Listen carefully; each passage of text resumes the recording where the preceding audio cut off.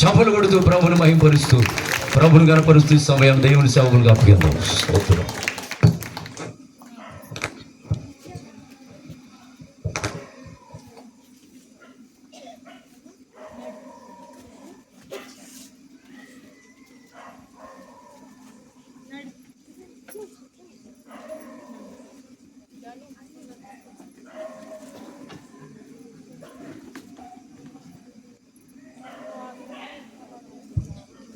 ముందుగా ఈ అవకాశం ఇచ్చిన దేవదేవుని కృతజ్ఞతాస్తులు చెల్లిస్తూ, అలాగే వేదికను అలంకరించిన దైవజనులకు, అలాగే వాక్యమును విని విశ్వాసములో బలపడుటకు విచ్చేసిన ప్రతి ఒక్కరికి మన ప్రభువును ప్రియరక్షకుడైన యేసు ప్రభు వారి పేరిట నా హృదయపూర్వక వందనాలండి. చిన్న ప్రార్థన చేసుకుందాం. దయచేసి అందరూ లేచి నిలబడవలసిందిగా కోరుకుంటున్నానండి. ప్రార్థన చేసుకుందాం. ప్రార్థన. మమ్మల్ని అతిమిక్కిలిగా ప్రేమించిన మా పరలోకపు తండ్రి, దేవా, గడిచిన కాలమంతా మమ్మల్ని కాపాడి ఉదయకాలము నుండి మీ మాటలు మాకు తెలియజేస్తున్నారు తండ్రి. మరి సమయంలో కొన్ని అమూల్యమైన సంగతులు నేర్చుకోవడానికి, మాతో మాట్లాడడానికి ఈ సమయమునిచ్చినందుకు కృతజ్ఞతలు తండ్రి. మరి సమయంలో ఏ విషయంలో అయితే మీరు మాకు నేర్పాలి అని అనుకుంటున్నారో అవి జాగ్రత్తగా నేర్చుకున్నాను మాకు సహాయమును దయచేయండి తండ్రి. ప్రతి విషయంలో మీకు కృతజ్ఞతాస్తులు చెల్లిస్తూ ఈ తరగతి అంతటినీ మీ చేతులకు సమర్పిస్తూ మీ కాపుదలను మా ఎడల ఉంచమని, మీ ఆత్మశక్తిని మాలో నింపమని మనస్ఫూర్తిగా ఈ ప్రార్థనను ప్రభువైన యేసుక్రీస్తు వారి పేరట మీ పాదాల చెంతకు సమర్పిస్తున్నాను తండ్రి. ఆమేన్.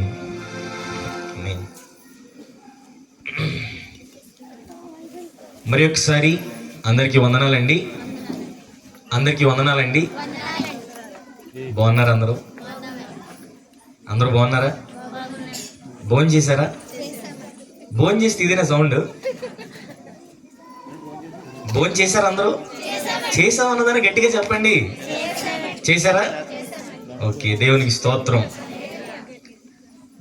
ఈరోజు ఉదయకాలము నుండి దేవుడు తన మాటలను వినిపించడానికి నన్ను పంపించారు.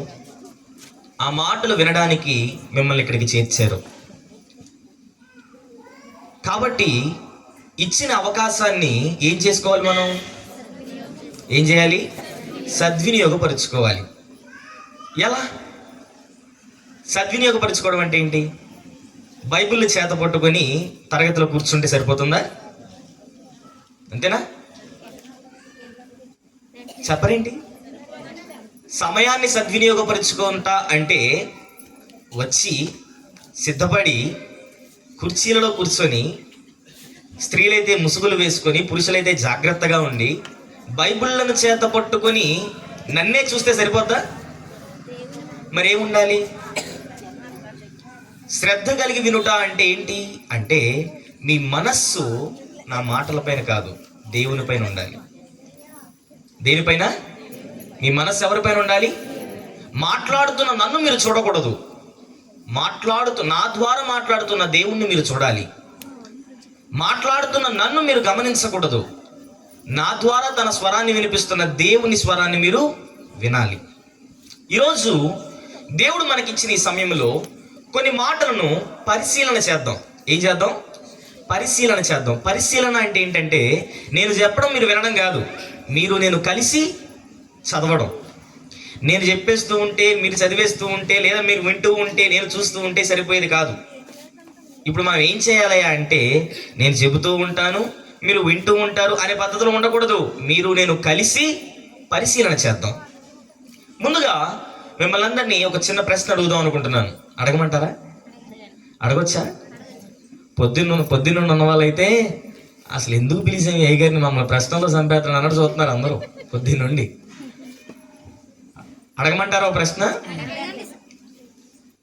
బైబిల్ చరిత్రలో 66 పుస్తకాలలో ఏ పుస్తకంలో మనం చూసినా కొంతమంది భక్తులను గూర్చి పుస్తకాలు రాయబడ్డాయి. ఉదాహరణకు అబ్రహాం గారిని గూర్చి కానీ, యాకోబు గారిని గూర్చి కానీ, దావీదు గారిని గూర్చి కానీ, ఇలా కొంతమందిని మనం తీసుకున్నాం అనుకోండి. వీరి గూర్చి అధ్యాయాలు పుస్తకాలలో రాయబడింది. కొంతమందిని గూర్చి మనం పరిశీలన చేస్తే వారు అధ్యాయాలలో మాత్రమే ఉంటారు. అంటే ఒక 10 అధ్యాయాలు, ఒక 15 అధ్యాయాలు, ఒక 20 అధ్యాయాలు ఇందులో మాత్రం మనకు కనబడతారు. కొంతమందిని మనం చూసామనుకోండి, ఒక 10 వచనాలలోనో, ఒక 15 వచనాలలోనో, ఒక 20 వచనాలలో మాత్రమే మనకు కనబడతారు. మరికొంతమందిని మనం చూసామనుకోండి, ఒకే ఒక వచనంలో కూడా కనబడతారు. ఒక వచనంలో రాయబడ్డారు కాబట్టి పుస్తకాలు రాయబడిన భక్తిపరుల కంటే వారు తక్కువ అని అనగలమా? అనలే. ఒక వచనంలో రాయబడిన భక్తిపరుడు ఎంతటి గొప్పవాడు, పుస్తకాలు రాయబడిన భక్తిపరుడు కూడా అంతే గొప్పవాడు. దేవునికి పక్షపాతం ఉందా? దేవునికి పక్షపాతం ఉందా? దేవుని ఎడల ప్రేమ కలిగి విశ్వాసంలో జీవించే ఏ వ్యక్తి అయినా సరే ఆయనకి సమానమే. ఈరోజు అలాంటి ఒక వ్యక్తిని గురించి, ఒకే ఒక వచనంలో రాయబడిన ఒక భక్తిపరుని గురించి పరిశీలన చేయాలనుకుంటున్నాను. చేద్దామా? ప్రశాంతంగా ఎలీషాయ్య గారు భోజనాలు పెట్టారు. ఇప్పుడు ఏమొస్తుంది చెప్పండి? ఆహా, మీ క్లారిటీ నాకు చాలా బాగా నచ్చింది. ఏది వస్తుందో కూడా ముందే చెప్తున్నారు, చూసారా? అంటే ఇప్పుడు ఏం చేయాలి మీరు? అది రాకుండా వస్తాననగానే మీరు ఏం చేయాలి? అలా హృదయం తలుపులు తెరిచి రా రా రా అని పిలవాలి. దేన్ని? నిద్రని. అవునా? కాబట్టి ఎవరు నిద్రపోయే ప్రయత్నం చేయొద్దు. చాలా తక్కువసేపే మాట్లాడాలనుకుంటున్నాను నేను. కానీ కొన్ని విషయాలను ఏదో కొన్ని విషయాలన్నా మూటగట్టి మీకు చెప్పాలి కదా. వచ్చిన దానికి నాకు ఏదో ఒకటి ఉండాలిగా. ఇన్ని ఆత్మల్లో ఏదో ఒక ఆత్మకైనా ఆ విషయాన్ని దేవుడు చేర్చాలనుకుని వచ్చాను. ఈరోజు ఒక వచనంలో మాత్రమే రాయబడిన ఒక భక్తిపరుడు గురించి ఈరోజు ధ్యానం చేయాలనుకుంటున్నాను, మీతో చర్చించాలనుకుంటున్నాను. ఎవరో గెస్ చేయగలరా? Any guesses? మౌనమే మా అంగీకారం. క్లూ ఇమ్మంటారా? క్లూ ఇస్తా. ఆయన ఒక మహాజ్ఞాని జీవించిన కాలం నాటి భక్తిపరుడు. మరలా చెప్పమంటారా? ఒక మహాజ్ఞాని కాలంలో జీవించిన ఒక భక్తిపరుడు ఆయన. రెండో క్లూ ఇమ్మంటారా? మాకెందుకండి ఈ క్లూలు, చెప్పేయచ్చు కదా మీరు. రెండో క్లూ ఇమ్మంటారా? ఆయన ఒక విధవరాలి కుమారుడు.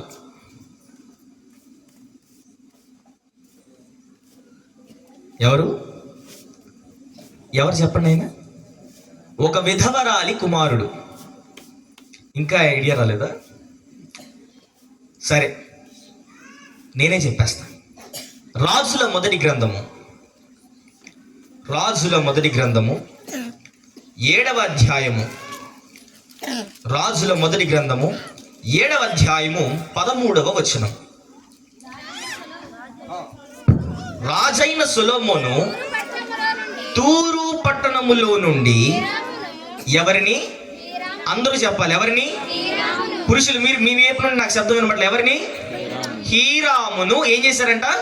పిలువనంపించెను. ఇతడు నఫ్తాలి గోత్రపు విధవరాలి కుమారుడై ఉండెను. నేను ఇచ్చిన క్లూస్ ఉన్నాయా లేదా? అక్కడ ఉన్నాయా? బైబిల్లో మహాజ్ఞాని ఎవరండి? ఆయన కాలంలో జీవించిన వ్యక్తేనాయన. ఆయన ఎవరి కుమారుడండి? విధవరాలి కుమారుడై ఉండెను. ఇంతకైనా ఎవరండి? ఎవరు? హీరాము గారు. విన్నారు ఎప్పుడైనా ఈ పేరు? బైబిల్లో ఎప్పుడైనా విన్నారు ఈ పేరు? విన్నారా లేదా? దీనికి కూడా జవాబు చెప్పరా? విన్నారా లేదా? గట్టిగా వినలేదు. ఈరోజు విందాం. ఈ హీరాము గారి జీవితంలో నుండి దేవుడు ఏం నేర్పాలనుకుంటున్నారు మనకి? Who is he? అసలు హీరాము గారు ఎవరు? ఈయన జీవితం ఏంటి? ఈయన పర్సనల్ లైఫ్ ఏంటి? ఈయన ఆధ్యాత్మిక జీవితం ఏమిటి? అసలు ఈయన ఎవరు అని మనం పరిశీలన చేస్తే, ఈ హీరాము గారు ఎవరయ్యా అంటే ఈయనట తూరు పట్టణస్థుడు. ఈయన దేవురండి తూరు పట్టణస్థుడు. ద బయో డీటెయిల్ ఆఫ్ హీరాము ఏంటంటే ఆయన తూరు పట్టణస్థుడట. రెండవది, తన తల్లి విధవరాలు. అంటే విధవరాలు అంటే ఏంటండి? భర్తను కోల్పోయిన స్త్రీని ఏమంటాం మనం? విధవరాలు అంటాం. అవునా? అంటే ఖచ్చితంగా విధవరాలి కుమారుడైండును అని రాయబడిందంటే హీరాము గారి చిన్ననాడే ఏమై ఉండాలి? తన తండ్రి చనిపోయి ఉండాలి. ఇంతకైనా తండ్రి ఎవరయ్యా అంటే ఇతని తండ్రి తూరు పట్టణపు వాడగు ఇత్తడి పనివాడు. ఎవరంటండి? తిన్న తండ్రి తూరు పట్టణస్థుడైన ఇత్తడి పని చేసేవాడట. ఎవరి తండ్రి? ఎవరి తండ్రి? హీరాము గారి తండ్రి ఇత్తడి పని చేసేవాడట. ఏ పట్టణస్థుడు? తూరు పట్టణస్థుడు. ఆయన తూరు పట్టణం కాబట్టి హీరాము గారిది కూడా తూరు పట్టణం అయింది. ఇప్పుడు అక్కడ రాయబడిన విషయాన్ని చదువుదాం. ఈ హీరాము పూర్ణ ప్రజ్ఞ గల బుద్ధిమంతుడును. ఏం రాయబడిందండి? పూర్ణ ప్రజ్ఞ గల బుద్ధిమంతుడును. ఇత్తడితో చేయు సమస్తమైన పనులలోను బహు చమత్కారపు పనివాడునై ఉండెను. అతడు సొలొమోను నొద్దకు వచ్చి అతని పని అంతయు చేసెను. అసలు ఈ సందర్భం ఏమిటాయా అంటే ఇజ్రాయేలు రాజైన సొలొమోను గారు తన తండ్రి ఊహించిన ఆ ప్రణాళిక కోసం ఏం ఊహించారండి? ఏం కోరుకున్నారండి దావీదు గారు? దేవుని కోసం ఒక మందిరాన్ని కట్టాలనుకున్నారు. అనుకున్నారా లేదా? ఆ కోరికను నిమిత్తం కార్యాచరణ ఎప్పుడు జరిగింది అంటే సొలొమోను గారి కాలంలో జరిగింది. సొలొమోను గారి కాలంలోనే మందిరం కట్టబడింది. మందిరం కట్టబడిన తరువాత సొలొమోను గారు కొన్ని నగరులను కట్టించారు. ఏం కట్టించారు? కొన్ని నగరులను. అది ఆయన కోసం, తన భార్యల కోసం, తన కుటుంబం కోసం నగరులను కట్టించారు. కట్టించిన పిమ్మట ఆ కట్టించే ప్రాసెస్లో ఇత్తడితో పనిచేసే సమస్తమైన పనులన్నిటినీ చేయడానికి ఆయన పిలిపించిన ఆ పనివాడు ఎవరయ్యా అంటే ఈ హీరాము గారు. ఎవరండి? ఈ హీరాము గారు ఎవరు అంటే పని చేసుకోవడానికి వచ్చిన ఆయన. ఎందుకు వచ్చాడు ఆయన? పని చేసుకోవడానికి. నాకు జబ్బు ఉందండి, చెప్పంటారా? పొద్దున కూడా చెప్పాను నేను. నా జబ్బేంటి చెప్పండి పొద్దున ఉన్న వాళ్ళు. నేను మాట్లాడి ప్రశ్నించినప్పుడు మీరు నాకు జవాబు చెప్పాలి. ఏం చెప్పాలి? లేదనుకోండి ఎదరికెళ్ళలేము. నాకున్న జబ్బు అది. ఇచ్చుకొనట పుచ్చుకొనట రెండు ఉండాలి నాకు. కాబట్టి ఈ హీరాము గారి జీవితం ఏమిటయ్యా అంటే ఈయన ఒక ఇత్తడి పని చేసేవాడు. తన తండ్రి దగ్గర నుండి వారసత్వంగా పని వచ్చింది ఆయనకి. తన తండ్రి ఇత్తడి పని చేసేవాడనగా పైన రాయబడింది తూరు పట్టణపు వాడకు ఇత్తడి పని వాడని రాయబడింది తన తండ్రి కోసం. ఈయన ఎలాంటి వాడట? ఇత్తడితో చేయు సమస్తమైన పనులలో కూడా ఎలాంటి వాడు? బహు చమత్కారపు పని గలవాడు. ఎలాంటి వాడైనా? బహు చమత్కారపు పని చేయగలిగిన వాడు. అయితే ఈయన గురించి బైబిల్ ఇచ్చిన ఒక స్టేట్మెంట్ ఏంటయ్యా అంటే ఈయన పూర్ణ ప్రజ్ఞ గల బుద్ధిమంతుడు. ఈరోజు ఈ ఒక్క మాట కోసం పరిశీలన చేద్దాం. ఈయన ఎలాంటి వాడట? పూర్ణ ప్రజ్ఞ గల బుద్ధిమంతుడు. ఇప్పుడు నేను మిమ్మల్ని ప్రశ్న అడుగుతాను. ఆయన గూర్చి రాయబడిన ఆ పదంలో ఒక లక్షణమే ఉందా, రెండు లక్షణాలు ఉన్నాయా? చెప్పండి. ఆయన గూర్చి రాయబడిన ఆ మాటలో ఒక లక్షణం మాత్రమే ఉందా, రెండు లక్షణాలు ఉన్నాయా? ఎన్నున్నాయి? రెండు ఉన్నాయి. ఒకటి ప్రజ్ఞ, రెండు బుద్ధి. ఒకటి ప్రజ్ఞ, రెండు బుద్ధి. ఇప్పుడు పరిశీలన చేద్దాం. ఒక వ్యక్తి పూర్ణ ప్రజ్ఞను సంపాదించాలి అంటే ఏం చేయాలి? బైబిల్ ప్రకారంగా ఒక వ్యక్తి పూర్ణ ప్రజ్ఞను సంపాదించాలి అంటే ఏం చేయాలి? ప్రజ్ఞ ఈజ్ ఈక్వల్ టు జ్ఞానం. ప్రజ్ఞ అన్న, జ్ఞానం అన్న, వివేకం అన్న, తెలివి అన్న ఇవన్నీ పర్యాయ పదాలు. బైబిల్ ఒక విషయాన్ని ఒకే పద్ధతిలో చెప్పడానికి అనేక పదాలను ఉపయోగించింది. వీటి సారం ఏమిటాయి అంటే జ్ఞానం అన్న, ప్రజ్ఞ అన్న, తెలివన్న, వివేకం అన్న ఇవన్నీ వేరువేరుగా కనబడిన ఆఖరికి అవి కనబడేవి ఒకరిలోనే. ఇప్పుడు ఒక వ్యక్తి జ్ఞానాన్ని సంపాదించాలి అంటే, ఒక వ్యక్తి ప్రజ్ఞను సంపాదించాలి అంటే, ఒక వ్యక్తి వివేకాన్ని సంపాదించాలి అంటే ఏం చేయాలి? ఏదో ఒకటి చేయాలి వద్దా? ఏం చేయాలి చెప్పండి? నేను అక్కడ నుండి ఇక్కడికి రావాలంటే నడవాలి వద్దా? ఏదో ఒకటి చేయాలి. నడవకపోతే పాగాలి, పాగకపోతే దేగాలి. ఏదో ఒకటి చేయాలి లేదా? ఇప్పుడు పూర్ణ ప్రజ్ఞను ఒక వ్యక్తి సంపాదించుకోవాలి అంటే ఏదో ఒక క్రియ చేయాలి. ఏం చేయాలి? ఏం చేయాలి అంటే ఒక వ్యక్తి జ్ఞానాన్ని సంపాదించుకోవాలంటే ఏం చేయాలి అంటే సామెతల గ్రంథము 9వ అధ్యాయము 10వ వచనం. సామెతల గ్రంథము 9వ అధ్యాయము 10వ వచనం. యెహోవా యందు భయభక్తులు కలిగి ఉండుట దేనికి మూలం? అంటే ఒక వ్యక్తి జ్ఞానాన్ని సంపాదించుకోవాలి అంటే ఏముండాలి? ఏముండాలి? ఏముండాలి? ఒక వ్యక్తి జ్ఞానాన్ని సంపాదించాలి అన్నా, ఒక వ్యక్తి ప్రజ్ఞను సంపాదించాలి అన్నా, ఆ వ్యక్తికి ఉండవలసింది ఏంటయా అంటే ఆయన చెప్పింది, యెహోవా యందు భయభక్తులు కలిగి ఉండుట దేనికి మూలం? జ్ఞానమునకు మూలం. అంటే జ్ఞానాన్ని నువ్వు సంపాదించాలి అంటే భయభక్తులు లేకుండా ఉండాలి. అంటే భయభక్తులు లేకుండా జ్ఞానాన్ని సంపాదించగలమా? సంపాదించగలమా? ఒక వ్యక్తిని గురించి బైబిల్ మాట్లాడుతూ ఈ వ్యక్తి పూర్ణ ప్రజ్ఞ గలవాడు, ఈ వ్యక్తి జ్ఞానం గలవాడు, ఈ వ్యక్తి జ్ఞానవంతుడు అని చెప్పిందంటే ఖచ్చితంగా అతనిలో ఏముండాలి? యెహోవా యందు భయభక్తులు ఉండాలి. భయభక్తులు లేనివాడు జ్ఞానవంతుడు కాలేడు, భయభక్తులు లేనివాడు ప్రజ్ఞావంతుడు కాలేడు బైబిల్ పరిభాషలో. ఇప్పుడు హీరాము గారిని గూర్చి ఏమని రాయబడింది? ఏమని రాయబడింది? ప్రజ్ఞావంతుడని రాయబడింది కదా. అంటే ఖచ్చితంగా ఏమి ఉండాలి చెప్పండి? ఎవరి ఎడల భయభక్తులు కలిగి ఉండాలి? యెహోవా యందు భయభక్తులు కలిగి ఉండాలి. మనోళ్ళు చాలా తెలివైన వాళ్ళండి. ఎందుకు చెప్పమంటారా? మనుషులు చాలా గొప్పవాళ్ళు, ఒక విషయంలో దేవుని కంటే గొప్పవాళ్ళు. అవునా?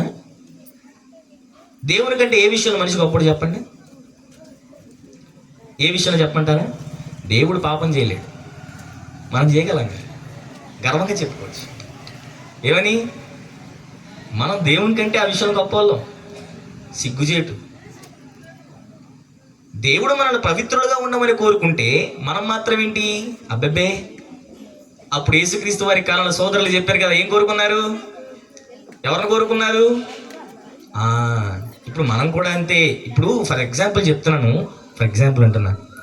ఇప్పుడన్నీ ఈ సందర్భాన్ని చదివినప్పుడు, యేసుక్రీస్తు వారి సందర్భాన్ని చదివినప్పుడు ప్రజలందరూ యేసుక్రీస్తు వారిని సిలువేయాలి, సిలువేయాలి, సిలువేయాలి అంటే ఆ సన్నివేశాన్ని చూస్తున్నప్పుడు, ఆ సన్నివేశాన్ని చదువుతున్నప్పుడు రక్తం మరిగిపోతూ ఉంటుంది. ఎవరికి? క్రైస్తవులకి. ఇప్పుడు మరి మనం చేసేది ఏంటి? ఈ లోకంలో ఉన్న కోరికల కోసం, ఈ లోకంలో ఉన్న ఇచ్చల కోసం, ఈ లోకంలో ఉన్న వాత్సల కోసం క్రీస్తుని మనం పక్కన పెట్టడం లేదా? మనం చేస్తే ఒప్పు, అవతల వాడు చేస్తేనే తప్పది. కానీ దేవుడు చెప్పిన విషయం ఏంటి అంటే నీకు భయభక్తులు ఉండాలి. ఎవరికి ఉండాలి? నీకు ఉండాలి. భయం, భక్తి నీకు ఉండాలి. అది కలిగిన వాడు హీరాము అని చెప్పాడు ఆయన. ఇప్పుడు మరొక ప్రశ్న అడుగుతాను, ఏమనుకోకండి. అసలు భయభక్తులు కలిగి ఉండాలంటే ఏం చేయాలి? బైబిల్ ఇలాగే చదవాలి మనం. భయభక్తులు ఉంటే సరిపోద్దండి, జ్ఞానవంతులు అయిపోతాం. భయభక్తులు ఉంటే సరిపోద్దండి, మనం ప్రజ్ఞావంతులు అయిపోతాం. ఈ ప్రజ్ఞావంతులు అయిపోయామంటే మనం బుద్ధిమంతులు అయిపోతాం. అయిపోయింది, దట్స్ ఆల్. పరలోకం మన కోసమే. దేవుని పక్కన యేసుక్రీస్తు వారి పక్కన, తండ్రి పక్క కుడిపార్సన ఎవరున్నారు? యేసుక్రీస్తు వారు ఉన్నారు. యేసుక్రీస్తు వారు కుడిపార్సన మనమే సీటు. అంతేనా? అంతది ఏమో ఉంటుంది మనకి. వాస్తవమా కదా? అలాగే ఫీల్ అవుతారు చాలామంది. తీరా చూస్తే అసలు భయమా, భక్త ఏమన్నా ఉంటుందా? మీకు ఒక విషయం చెప్తాను. విశ్వాస జీవితంలో భయం ఎంత ముఖ్యమో భక్తి అంతే ముఖ్యం. భక్తి ఎంత ముఖ్యమో భయం అంతే ముఖ్యం.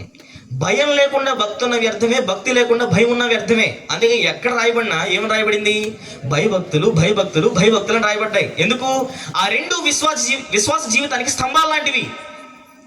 ఆ రెండు ఎలాంటివి? స్తంభాలు లాంటివి.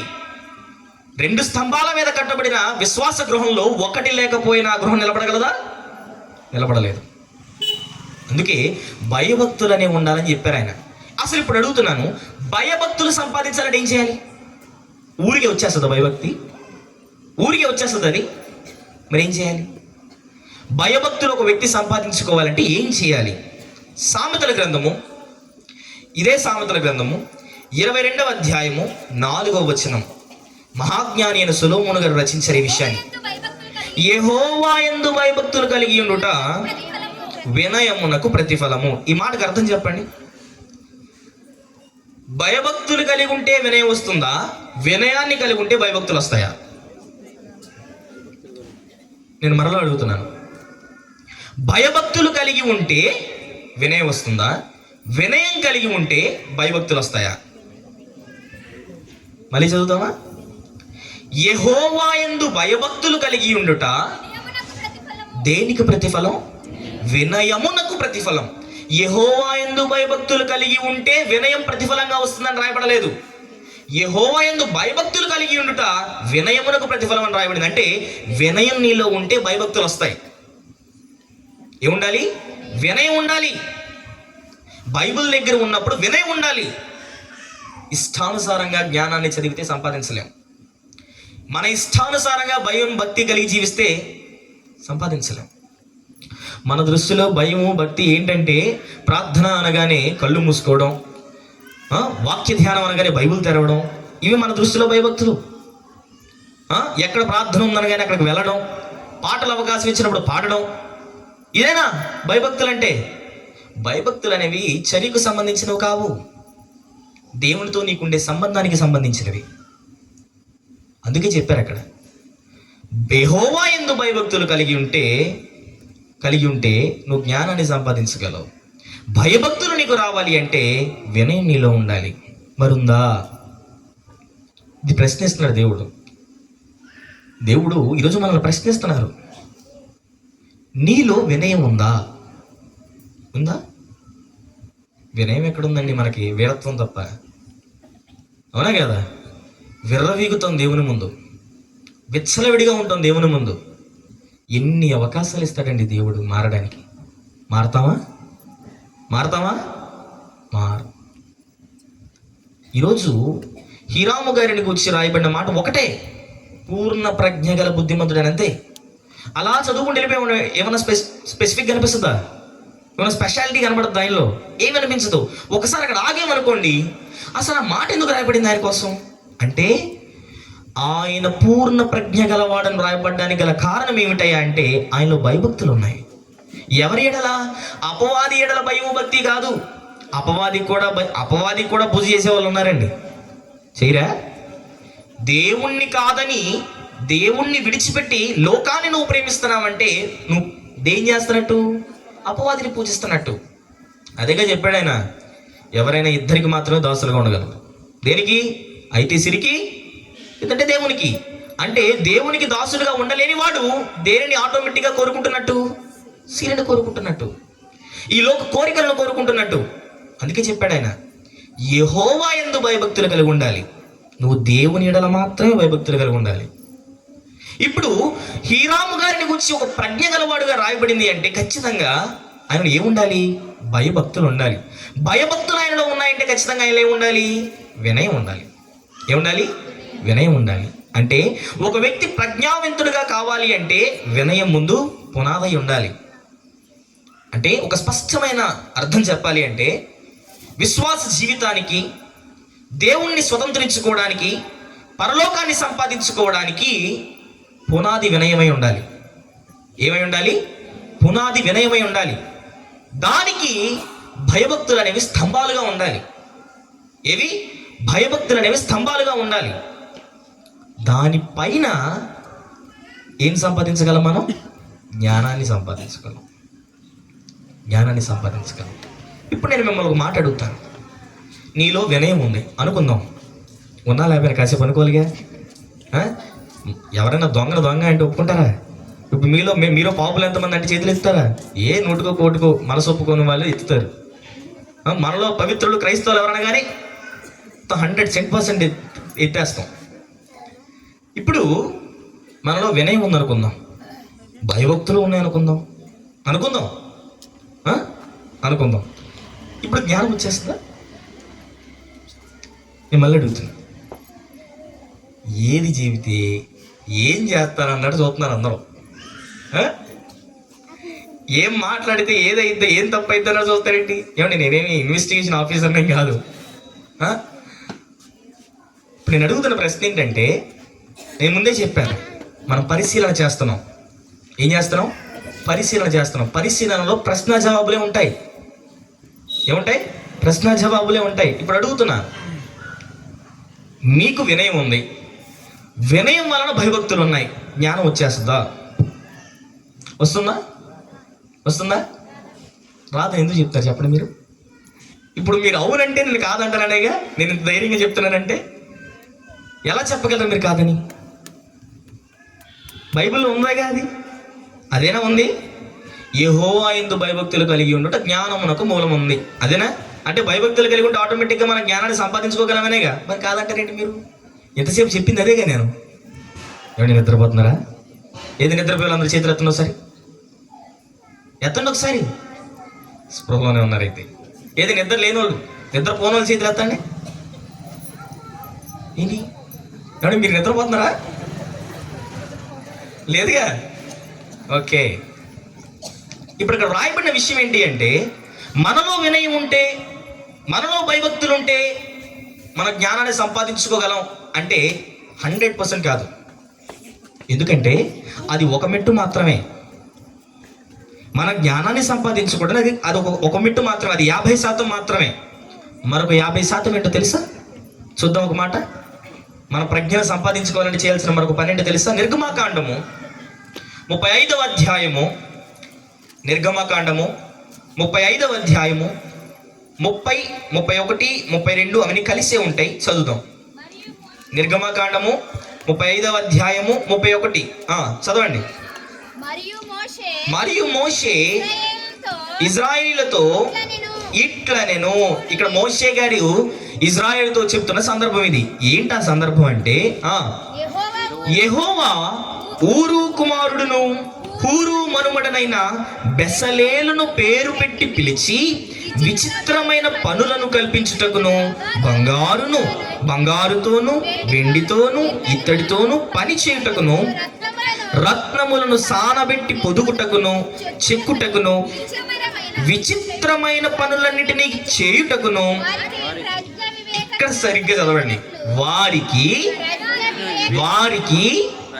వారికి ప్రజ్ఞ వివేకములు జ్ఞానములు కలుగునట్లు దేవుని ఆత్మతో వాని నింపి ఉన్నాడు. ఎవరు నింపారు? దేవుడు తన ఆత్మని బెసలేలు గారిలో నింపారు. నింపింది దేవుడు, నిండుకున్నది బెసలేలు గారు. ఏంటి సందర్భము అంటే, ఇజ్రాయేలీలు ఐగుప్తు చెరలో నుండి 400 ఏళ్ళు బానిసత్వం చేసిన తరువాత స్వాతంత్రాన్ని అనుభవించడానికి ఐగుప్తు దేశం నుండి కనానుకు ప్రయాణమయ్యారు. కనానుకు ప్రయాణమవుతున్న సమయంలో ఒక మధ్య ప్రాంతానికి చేరుకున్న తరువాత దేవుడు తన కొరకు ఒక మందిరాన్ని కట్టమన్నాడండి. దేని కట్టమన్నాడు ఆయన? ఒక మందిరాన్ని. అదే ప్రత్యక్ష గుడారం. దాన్ని నిర్మించడానికి దేవుడు అన్ని లెక్కలు చెప్పారు. ఇది ఇలా ఉండాలి, ఇది ఇలా ఉండాలి,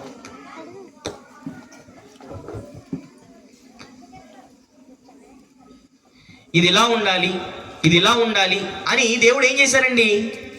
ఏం చేశారు? లెక్కలు కట్టి చెప్పారు. అవునా? ఇది ఇలా ఉండాలి, ఇది ఇలా ఉండాలి, ఇది ఇలా ఉండాలి, ఇవి ఎలా కట్టాలి, ఇవి ఎలా చేయాలి అని. అలాంటి పనులలో ఈ బెసలేలు గారిని ఎందుకు పిలిచారట? చూడండి. హూరు మనుమడనైన బెసలేలును పేరు పెట్టి పిలిచి విచిత్రమైన పనులను కల్పించుటకును బంగారుతోను వెండితోను ఇత్తడితోను పని చేయుటకును రత్నములను సానబెట్టి పొదుగుటకును చెక్కుటకును విచిత్రమైన పనులన్నింటినీ చేయుటకును వారికి దేవుడే ప్రజ్ఞా వివేకములు గల ఆత్మని నింపాడట. అంటే ఒక వ్యక్తి ప్రజ్ఞను సంపాదించాలి అంటే అది ఎవరివ్వాలి? మీకు ఒక విషయం చెప్తాను. ఎందుకు దేవుడు వేస్తాడు తెలుసా?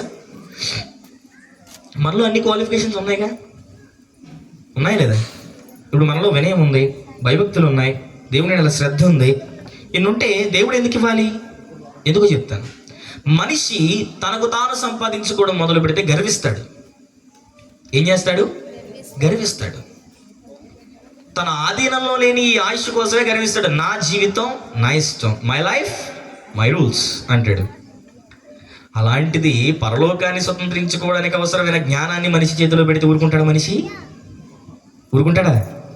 అస్సలు ఊరుకోడు. అందుకే దేవుడు ఏం చెప్పాడంటే, నువ్వు ఈ పనులు చేస్తే నేనే ఇస్తా. ఏం చేయాలి నువ్వు మరి? దేవుడు నీకు ప్రజ్ఞనివ్వాలి అంటే దేవుని ఎడల ముందు మోకాళ్ళు నువ్వు ప్రార్థన చేయాలి. వినయంతో ప్రార్థన చేయాలి. వినయం ఉండాలి. మనం ఉదయం మాట్లాడుకున్నాం.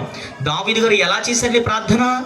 వినయము కలిగి బ్రతిమాలాడుకున్నాడు. ఆయన ఇష్టానుసారంగా మాట్లాడలేదు. ఆయన అంటే ఇప్పుడు క్రైస్తవులను బడిన మనము పరలోకాన్ని స్వతంత్రించుకోవాలంటే మనలో జ్ఞానం ఉండాలి, జ్ఞానాన్ని మనం సంపాదించుకోవాలంటే మనలో భయభక్తులు ఉండాలి, భయభక్తులు మనం సంపాదించుకోవాలంటే మనలో వినయం ఉండాలి. ఇవన్నీ మనం కలిగి ఉన్నప్పుడే దేవుడే మనకు ఆ జ్ఞానాన్ని అనుగ్రహిస్తారు. ఇప్పుడు నేను మిమ్మల్ని ఈ సారాన్నంతటిని ఒక చోటికి చేర్చి మనం మాట్లాడుకుంటే, హీరాము గారు పూర్ణ ప్రజ్ఞ గలవాడు అని ఒక స్టేట్మెంట్ పాస్ చేశారు కదా. బైబిల్లో ఏమైనా అబద్ధాలు ఉన్నాయా? బైబిల్లో ఏమైనా తప్పులు ఉన్నాయా? లేవు కదా. ఈ స్టేట్మెంట్ని దేవుడే రాయించారు. పరిశుద్ధాత్మ ప్రేరణచే బైబిల్ రాయబడింది. దేవుడు తన మాటలనే ఈ బైబిల్లో రాయించారు. దేవుడే ఇస్తున్న స్టేట్మెంట్ ఏంటయ్యా అంటే, ఒక దావీదు గారిని చూసి నా ఇష్టానుసారుడైన మనుషుడు అన్నాడు, ఒక అబ్రహాము గారిని చూసి ఇతడు నా స్నేహితుడు అన్నాడు. అలాగే హీరాము గారిని చూసి ఇతడు పూర్ణ ప్రజ్ఞ గల బుద్ధిమంతుడు అని రాశాడు ఆయన. ఇప్పుడు దేవుడే ఆ స్టేట్మెంట్ని పాస్ చేస్తున్నారంటే 100% షూర్ మనం తెలుసుకోవాల్సింది ఏంటంటే, వినయము కలిగి భయభక్తులు కలిగి జీవించి దేవుని చేత ఏం పొందుకున్నాడు ఆయన? జ్ఞానాన్ని పొందుకున్నాడు. ఏం పొందుకున్నాడు ఆయన? ప్రజ్ఞను పొందుకున్నాడు. ఏం పొందుకున్నాడు ఆయన? జ్ఞానాన్ని సంపాదించాడు. ఈరోజు హీరాము గారి జీవితాన్ని మన ముందు దేవుడు ఎందుకు ఉంచాడు తెలుసా? ఎన్ని వచనాల్లో రాయబడిందండి ఆయన జీవితం? ఒక 40 అధ్యాయాలు, ఓ 40 పుస్తకాలు రాయబడిందా? మీరు తిప్పి కొడితే ఒక 3 వచనాలు కనబడతారు ఆయన. ఇంకెక్కడా కనబడరు బైబిల్లో ఆయన.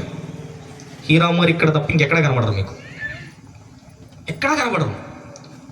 కానీ ఆయన గురించి మనం పరిశీలన చేస్తే ఆయన గురించి రాయబడిన మాట ఏంటండి? పూర్ణ ప్రజ్ఞ గల బుద్ధిమంతుడు అని. ఓకే, ప్రజ్ఞను సంపాదించాలి అంటే మనలో వినయం ఉండాలి, అది దేవుడే ఇవ్వాలి. ఓకే, ఒప్పుకుందాం. ఇప్పుడు రెండో ప్రశ్న అడుగుదాం. మరి బుద్ధిని సంపాదించాలంటే ఆయన కేవలం హీరాము పూర్ణ ప్రజ్ఞ గలవాడు అని వెళ్ళిపోయాడా?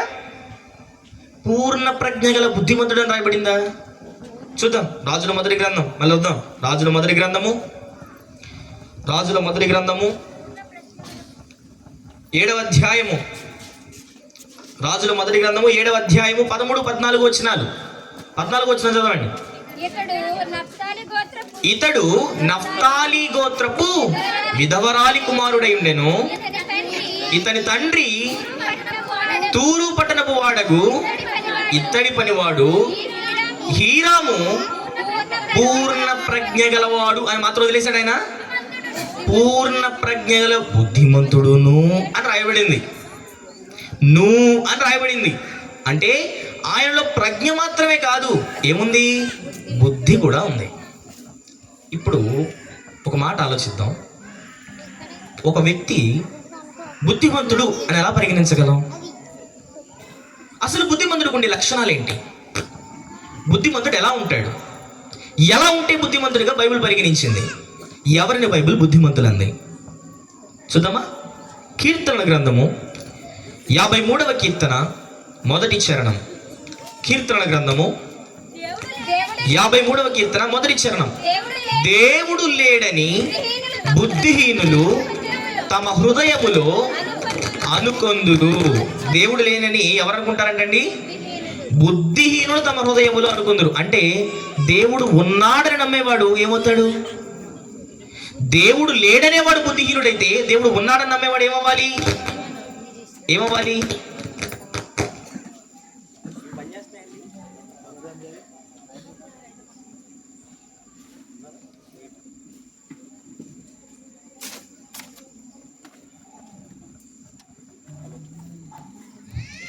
హలో ఇప్పుడు అక్కడ రాయబడిన మాట ఏంటి? కీర్తన గ్రంథము 53వ కీర్తన మొదటి చరణంలో దేవుడు లేడని బుద్ధిహీనుడు తమ హృదయములో అనుకొందురు. అంటే దేవుడు ఉన్నాడని నమ్మేవాడు బుద్ధిమంతుడు. అంటే ఎవరిని బైబిల్ బుద్ధిమంతులు అంది అంటే దేవుడు ఉన్నాడని నమ్మాలి. మొదటి లక్షణం ఏంటి? దేవుడు ఉన్నాడని నమ్మాలి. నమ్ముతున్నారా? నమ్ముతున్న వాళ్ళందరూ ఒకసారి చేతులు ఎత్తండి. దేవుడు ఉన్నాడా నమ్మువారందరూ చేతులు ఎత్తండి. దేవునికి స్తోత్రం. అందరూ నమ్ముతున్నారు లేదా? దేవుడు ఉన్నాడని నమ్మేవాడిని మాత్రమే బైబిల్ బుద్ధిమంతులు అంది. అంటే నమ్మనోడు ఎవరు? అక్కడ క్లాస్గా బుద్ధిహీనుడు అని ఉంది, కానీ మన భాషలో చెప్పనా బుద్ధి లేనోడు. అంతేనా? మనకి ఇదివరకు గొడవల్లో నీకు బుద్ధి ఉందా అనగానే చిర్రెత్తు కోపం వచ్చేస్తుంది. అక్కడ ఉన్న ప్రశ్న అదే. ఇప్పుడు బైబిల్ మనం ప్రశ్నించేది ఏంటంటే నీకు బుద్ధి ఉందా అని అడిగింది. అదేనా అడిగింది? ఇప్పుడు మనల్ని మనం వెతకాలి, మనలో బుద్ధి అనేది ఉందా లేదా అని. హీరాము గారిని గురించి మాట్లాడేటప్పుడు దేవుడు చెప్పిన మాట బుద్ధిమంతుడు అని. ఇప్పుడు హీరాము గారు తన జీవితంలో బుద్ధిమంతుడు అవ్వాలి అంటే ఏం నమ్మాలి? ఆయన దేవుడు ఉన్నాడని నమ్మాలి. ఎలా నమ్ముతాడు చెప్పండి? ఆయన పరిస్థితి చెప్పనా నేను ఎలా ఉంటుందో? హీరాము గారి పరిస్థితి ఎలాంటిదో తెలుసా? కాసేపు మీ బుర్రలకు పని చెప్పండి. ఎలాగో చెప్పనా? నేను చెప్పే మాటలు కాసేపు ఊహించండి. బైబిల్లో అన్ని విషయాలు రాయబడవు. కొన్ని మనం అర్థం చేసుకోవడానికి ఒకే ఒక మాటలో రాయబడి ఉంటాయి. ఇప్పుడు నఫ్తాలి గోత్రపు వాడు కదా, ఎవరు? హీరాము గారు. నఫ్తాలి గోత్రపు వాడని హీరాము గారు ఎవరికి కుమారుడట? విధవరాలి కుమారుడు. అంటే తన చిన్ననాడే తన తండ్రిని కోల్పోయినవాడు. ఎవరు? హీరాము గారు. చిన్ననాడే తండ్రిని కోల్పోయిన వారి జీవితాలు ఎలాగుంటాయో కోల్పోయిన వారిని అడగండి, అర్థమైంది. ఉదాహరణకు పరిగణిద్దాం, ఆలోచిద్దాం. చిన్ననాడే ఒకవేళ హీరాము గారి తండ్రి చనిపోయి ఉంటే, ఆ రోజు వరకు తనను ఆడించిన నాన్న, ఆ రోజు వరకు తనను ప్రేమించిన నాన్న, ఆ రోజు వరకు తనతో మాట్లాడిన నాన్న ఎదురుగా శవంలా పడుకొని ఉన్నాడు. ఎవరి కళ్ళ ముందు? హీరాము గారి కళ్ళ ముందు. నాన్న లే మాట్లాడు అంటే మాట్లాడతాడా? నాన్న లే దా ఆడుకుందాం అంటే ఆడతాడా? నాన్న ఏంటి కళ్ళు మూసుకున్నావు నన్ను చూడు అంటే చూడగలడా? చెప్పండి. ఇప్పుడు చిన్న వయసులోనే తన తండ్రిని కోల్పోయాడు ఆయన. విధవరాలి కుమారుడని స్పెసిఫిక్గా రాయబడిందంటే చరిత్రకారుల అభిప్రాయం ప్రకారం హీరాము గారి చిన్న వయసులోనే తన తండ్రిని కోల్పోయాడని చెబుతూ ఉంటారు. ఒక వ్యక్తి తన తండ్రిని కోల్పోతే ఆ కుటుంబ భారం ఎవరిపైన పడుతుంది? ఆ వ్యక్తి పైనేగా. ఇప్పుడు మన క్యాలిక్యులేషన్స్లో ఆలోచిద్దాం ఎలా ఉంటుందో. ఎత్తడి పని అంటే ఏసీలో కూర్చొని కుర్చీ మీద గిర్రా తిరుగుతూ ఉంటుందా? ఎక్కడ చేయాలి? నిప్పుల కొలిమిలో చేయాలి. ఎత్తడి పని కష్టపడాలి, చెమటోడ్చి తన కుటుంబాన్ని కాపాడుకోవాలి కదా. నేను మిమ్మల్ని ప్రశ్న అడుగుతాను. మనకు బాగా కావాల్సిన వారు, మనల్ని బాగా ప్రేమించేవారు, మనం బాగా ప్రేమించేవారు మనకు దూరం అయితే మొదటిగా ఎవరిని నిందిస్తాం చెప్పండి? మనం భక్తిపరులం అయి ఉండి, నీతిమంతులం అయి ఉండి, దేవుని భయభక్తులు కలిగి ఉంటే, అంటే మన భాషలో చెప్తున్నా, మన పరిధిలో మనం అనుకుంటాం ఇది భక్తి, ఇది ప్రేమ, ఇది భయము అని. ఇందులో మనం ఉండి మనకు కావలసినది ఏదైనా మనకు దూరం అయితే మొదట ఎవరిని నిందిస్తాం? మనం దేవుణ్ణిగా. నాకేందుకు ఇలా జరిగింది దేవా అని అడగమా? ఒకవేళ ఇలా అడగకపోయినా దేవా నా జీవితం ఏంటయ్యా అని అడుగుతాం లేదా? హీరాము గారు ఎన్నడైనా అడిగాడా? చిన్ననాడే తన తండ్రిని కోల్పోయాడు ఆయన. కుటుంబ భారాన్ని మోస్తున్నాడు ఆయన. ఇంక మోయడం ఆయన ఒక్కడేగా. విధవరాలి కుమారుడు అయ్యిందని ఉంది. ఇప్పుడు తన తండ్రి లెగసీని ఎవరు కంటిన్యూ చేస్తున్నారు? ఆయనే. అందుకే అక్కడ రాయబడింది ఏంటంటే తన తండ్రి తూరు పట్టణపు వాడగు ఇత్తడి పనివాడు అని స్పెసిఫిక్గా బైబిల్ ఎందుకు నోట్ చేయబడింది అంటే బైబిల్ చాలా అందంగా ఉంటుంది చదువుతున్నప్పుడు. ఎందుకంటే తన తండ్రి ఏదైతే పని చేస్తున్నాడో ఆ పనిని ఎవరు చేస్తున్నారు? ఆ హీరాము గారు చేస్తున్నారు. ఆ హీరాము గారు అదే పని చేస్తున్నారు. చూడండి, చిన్న వయసులో చిన్నపిల్లలతో ఆడుతూ పాడుతూ తిరగవలసిన వయసులో సుత్తిసేన పట్టుకుని పనికి వెళ్ళాడండి. ఎవరు? హీరాము గారు. ఎందుకు వెళ్ళాడు ఆయన? తన కుటుంబాన్ని పోషించుకోవడానికి. ఆ వయసులో తండ్రి చనిపోతే ఎన్నడైనానో దేవుణ్ణి దూషించిన వాడు కాదే. మరొక మాట చెప్పమంటారా? తన తల్లి విధవరాలుగా ఉంది కదా. పిల్లల ముందు ఏడిస్తే ఏమైద్దామని తల్లి రహస్యంగా ఏడుస్తుంది అనుకోండి. అంటే ఊహించని చెప్తున్నా. సడన్గా ఎప్పుడైనా హీరాము గారు పని నుండి వచ్చి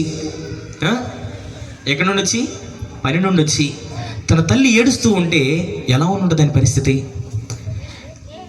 ఫర్ సపోజ్ ఒక విషయం చెప్తాను. మగవాళ్ళకి అమ్మ అంటే ఎక్కువ ప్రేమ ఉంటుంది, అవునా? సహజం అది. తల్లులు మీరు చెప్పండి, మీకు మగపిల్లలు అంటే ఎక్కువ ఇష్టం ఉంటుందా లేదా? ఇది జగత్ సత్యం. కాదు అన్నారంటే కుదరదు. ఇప్పుడు నేను అవునన్నారంటే మీరు అవును అనాలి, అంతే. అవునా కదా? ఇప్పుడు ఎక్కడ కుమారుడు చూస్తే బాధపడతాడా అని తల్లి రహస్యంగా ఏడవడం, నేనెక్కడ బాధపడితే తల్లి బాధపడుతుందోనని ఈయన రహస్యంగా ఏడవడం, తన తండ్రిని కోల్పోయిన తరువాత ఎంతకాలం ఆయన చీకటి జీవితాన్ని జీవించుంటాడు చెప్పండి? అవునా కదా? పోనీ ఏదో ఒక 25 ఏళ్ళు 30 ఏళ్ళు ఉన్నాయి ఆయనకి? లేదు. అలాంటి వయసులోనే దేవుని పైన ఆధారపడ్డ నేర్చుకున్నాడండి ఆయన. అలాంటి వయసులోనే దేవుని పైన ఆనుకుని జీవించడం నేర్చుకున్నాడండి ఆయన. అందుకే ఏదైతే తన తండ్రి పని చేశాడో ఆ పనిని నేర్చుకున్నాడు ఆయన.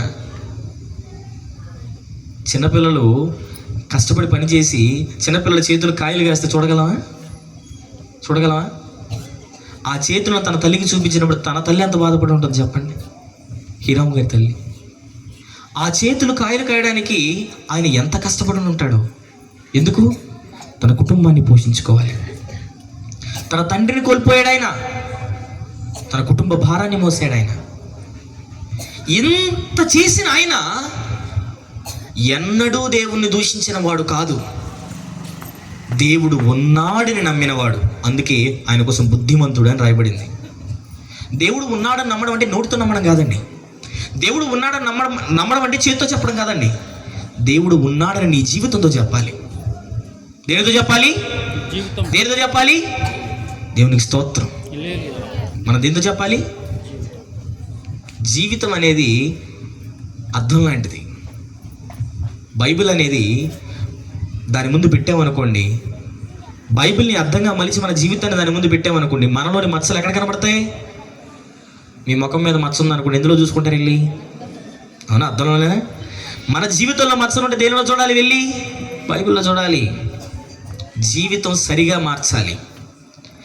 జీవితంతో దేవుడు ఉన్నాడని నిరూపించాలి తప్ప నోటితో కాదు. అలాగే నోటితో ఒప్పుకోకూడదా అండి అంటే నేను అలా అనట్లేదు. నోటితో మాత్రం ఒప్పుకుంటే సరిపోతుంటున్నాను.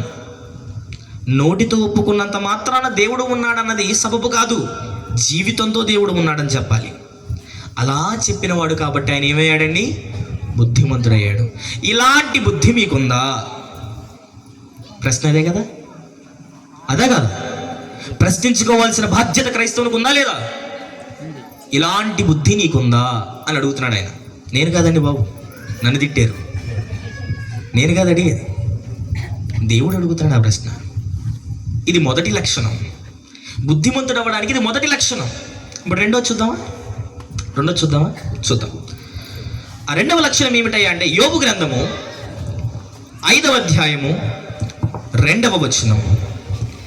యోబు గ్రంథము 5వ అధ్యాయము 2వ వచనం. చదవండి అమ్మా. దౌర్భాగ్యమును గూర్చి ఏడ్చుట వలన ఎవరు నశిస్తారట? మూఢులు నశించెదరు. అందరూ చదవండి ఒకసారి. అందరంటే ఎదరనోళ్ళు మాత్రమే కాదండి, వెనకాల పురుషులు మీరు కూడా. Attendance please. ఉన్నారుగా? ఓకే. 5వ అధ్యాయం 2వ వచనం.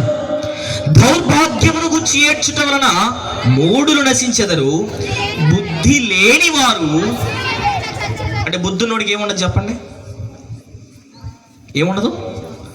బుద్ధున్నోడికి అసూయ ఉండదు. ఘాటుగా ఉంది కదా? బుద్ధున్నోడికి ఏముండదు? అసలు నీకు బుద్ధి ఉంటే అసూయ నీకు ఉండదు అంటున్నాడు ఆయన. ఏమంటున్నాడు ఆయన? బుద్ధి అనేది నీకుంటే ఏముండదు? నీకు అసూయ ఉండదు. మీలో ఎంతమందికి అసూయ ఉంది?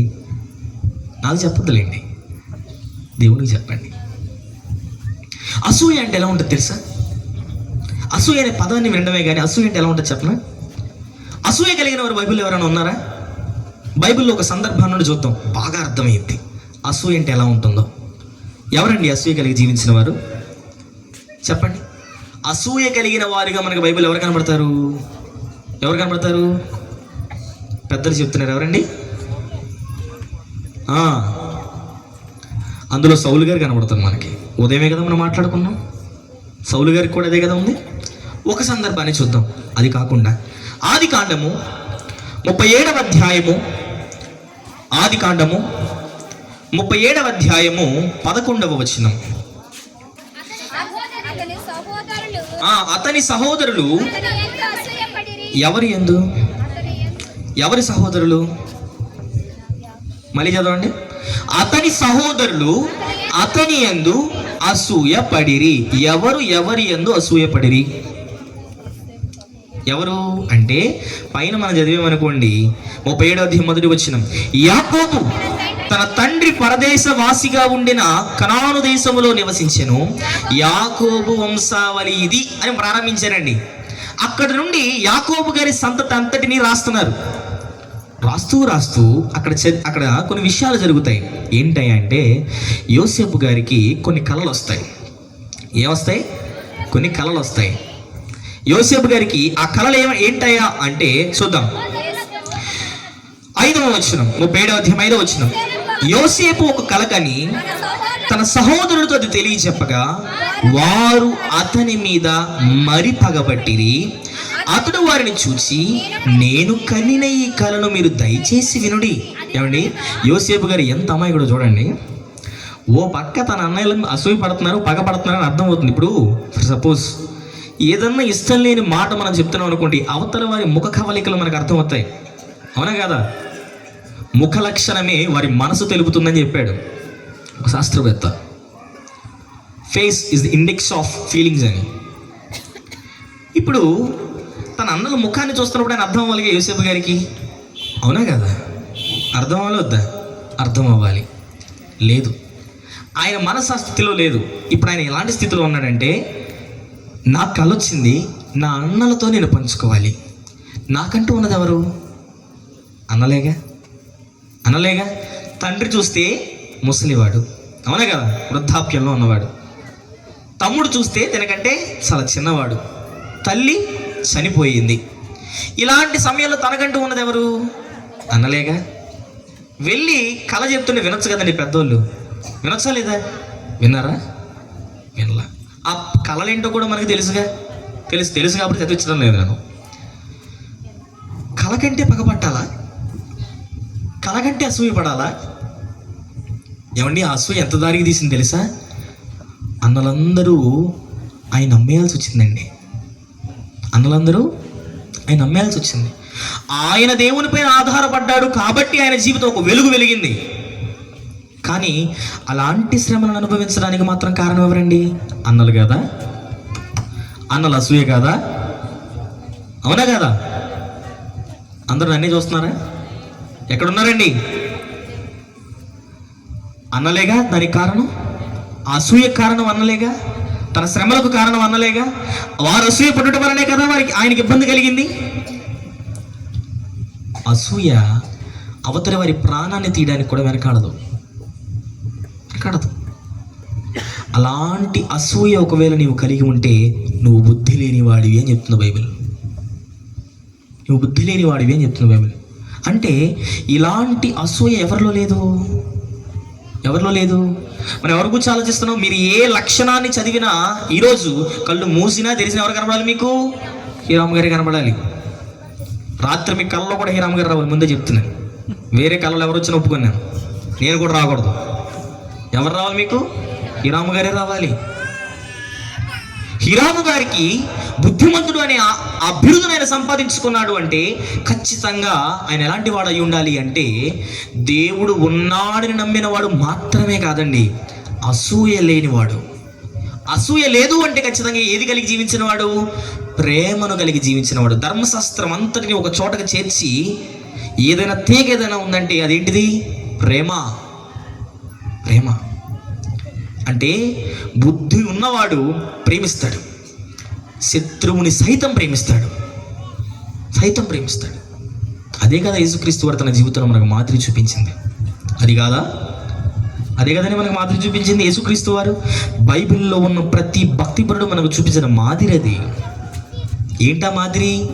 భక్తి కలిగి జీవించే ప్రతి ఒక్కరూ, బుద్ధి కలిగిన ప్రతి ఒక్కరూ తమ సహోదరులను, తమ శత్రువులను ప్రేమించారు. హీరాము గారు బుద్ధిమంతుడయ్యాడు అంటే ఖచ్చితంగా ఆయన ఏం చేసి ఉండాలి? ప్రేమించి ఉండాలి. ఎలా ప్రేమించి ఉంటాడు చెప్పండి? ఊహించాలా వద్దా? ఎలా ప్రేమించి ఉంటాడు ఆయన? ఇప్పుడు తనతో పాటు ఇత్తడి పని చేసే వాళ్ళు చాలామంది ఉంటారా లేదా? ఉంటారా లేదా? ఇప్పుడు చాలామందికి ఉండే ఒక జబ్బు ఏంటంటే, మనం ఏదైనా వృత్తిలో ఉన్నాం అనుకోండి, మనతో పాటు అదే వృత్తిలో ఉన్నవారు మనకంటే ముందు వెళ్తున్నారు అనుకోండి, ఎలా ఫీల్ అవుతాం? చెప్పండి. మీరు ఫీల్ అవ్వట్లేదు లేకపోని నేను ఫీల్ అవుతున్నా, చెప్పండి ఎలా ఫీల్ అవుతాను నేను? అసూయ పడతాం లేదా? కుళ్ళుకుంటామా లేదా? కుళ్ళుకొని మనం కుళ్ళిపోతాం, అవునా కదా? అలాంటి వ్యక్తిత్వం కలిగిన వాడు కదా హీరాము గారు. బైబిల్లో అది లేదు. డైరెక్ట్ స్టేట్మెంట్ రాయబడింది బుద్ధిమంతుడని. బుద్ధిమంతుడని దేవుడు చెప్పాడంటే చాలిక బుద్ధి ఎలా ఉంటుంది, బుద్ధి కలిగిన వాడు ఎలా ఉంటాడు, ఏ వచనాన్ని మీరు చదివినా హీరాము గారే కనబడాలి. బైబిల్ ఇంటర్లింక్ అయి ఉంటుంది. కొంత ఇచ్చట కొంత అచ్చట. ఏం దొరికింది మీకు? ఏం దొరికింది? ఆయన ఇష్టాలు దొరుకుతాయి, ఆయన కార్యాలు కనబడతాయి, ఆయన కొరకు బ్రతికిన భక్తుల జీవితాలు కనబడతాయి. అందుకే రాయబడిన మాట అక్కడ. ఈరోజు పూర్ణ ప్రజ్ఞ గల బుద్ధిమంతుడు అని హీరాము గారి గురించి చెప్పడానికి గల ముఖ్యమైన కారణం ఏమిటయ్యా అంటే ఆయన బుద్ధిమంతుడనే బిరుదును పొందుకోవడానికి అర్హతను సంపాదించాడు. ఏంటి అర్హత అంటే, దేవుడు ఉన్నాడని నమ్మాడు మొదటిది. రెండవది, అసూయ లేని జీవితాన్ని జీవించాడు. ఎలాంటి జీవితం? అసూయ లేని జీవితాన్ని జీవించాడు. మీరు అలాంటి జీవితాన్ని జీవించాలని కోరుకునే వాళ్ళు ఎంతమంది ఉన్నారు చెప్పండి? ఈరోజు దేవుడు ప్రశ్నిస్తున్నారు. ఈరోజు దేవుడు నీతో నాతో మాట్లాడుతున్న విషయం ఏంటి అంటే, హీరాము గారిని ముందు పెట్టి రేపు తీర్పు జరుగు దినమున హీరాము గారు వచ్చి నుంచుంటారు. ఏమని? నన్ను చూడు, నా తండ్రిని నేను కోల్పోయాను, కుటుంబాన్ని మోసాను, కుటుంబ భారాన్ని మోసాను, ఎన్నడూ దేవుని విడిచిన వాడను కాను నేను, దేవుడు ఉన్నాడని నమ్మిన వాడను, దేవుని కొరకు బ్రతికిన వాడను, అసూయ లేక ప్రేమ కలిగి జీవించిన వాడను నేను. నీకేంటి శ్రమలు? నీకేంటి ఇబ్బందులు? ఏమున్నాయని? ఏమండి, సేవా జీవితం కంటే విశ్వాస జీవితం గొప్పది. నేను మరలా చెప్తున్నా, సేవా జీవితం కంటే విశ్వాస జీవితం చాలా గొప్పది. యేసుక్రీస్తు వారి దగ్గర ముందు సేవ చేశారు ఎవరు? అపోస్తులుడు. తర్వాతే వారు బోధకులయ్యారు. యేసుక్రీస్తు వారి దగ్గర ముందు వాళ్ళు ఏం చేశారు? పరిచర్య చేశారు.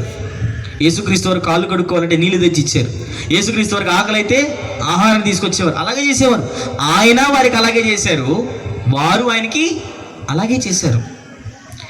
అది కలగాలి అంటే, అది మనలో ఉండాలి అంటే ప్రేమ ఉండాలి. మనలో ప్రేమ ఉండాలి. ప్రేమ లేని వాడు పరలోకాన్ని స్వతంత్రించుకోవడానికి అనర్హుడు. బైబిల్ చెప్పిన మాట అది. అనర్హుడు. మనం పరలోకాన్ని స్వతంత్రించుకోవాలని గురి కలిగి ఉండాలి. ఈ జీవితం ఎందుకు? ఈ యాత్ర ఎందుకు? పరలోకాన్ని స్వతంత్రించుకోవడానికి కాదా? ఈరోజు ఈ 3 రోజుల కూటమిని ఏర్పాటు చేసింది ఎందుకు? పరలోకాన్ని స్వతంత్రించుకోవడానికి.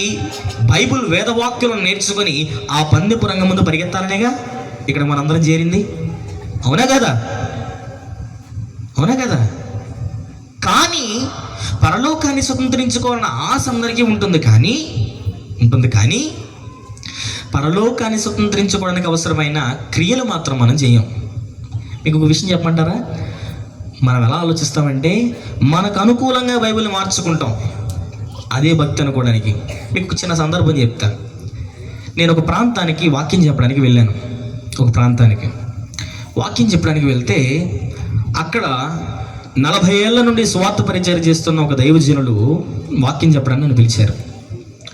వారి కుమారుడు త్రాగుడుకు అలవాటు పడి, లోక కోరికలకు అలవాటు పడి దానికి బానిసయ్యాడు. సరే, ఏదో సహోదరుడు కదా మాట్లాడమని పెద్దవారు చెప్పారని సహోదరుని దగ్గరికి వెళ్ళాను నేను. బహుజ్ఞానవంతుడు సోదరుడు, బైబిల్లో ప్రతీదీ మనకి చెప్పగలిగిన వాడు. అనుకోని కారణాల వలన, తన ఇబ్బందుల వలన అలా అయ్యాడు. సరే, వెళ్ళి నేను నిదానంగా, బ్రదర్ ఇన్ని చెప్తున్నారు, ఎందుకు బ్రదర్ మీరు మందు తాగుతున్నారంటే, ఆయన అన్న మాట తెలుసా? ఏమన్నా చెప్పనా? ఏమండి, పరలోకంలోనే మందు ఉందండి, నేను ఇక్కడ తాగితే తప్పేంటి అన్నాడు. ఒక్కసారి బుర్ర కొట్టేసింది నాకు. పరలోకంలో మందు ఉండడం ఏంటండి బాబు? పరలోకంలో ముందున్నాడు ఏంటి? నేను ఇన్ని సంవత్సరాలు బైబిల్ చదువుతున్నా, నాకు తెలియలేదు పరలోకంలో ముందుందని.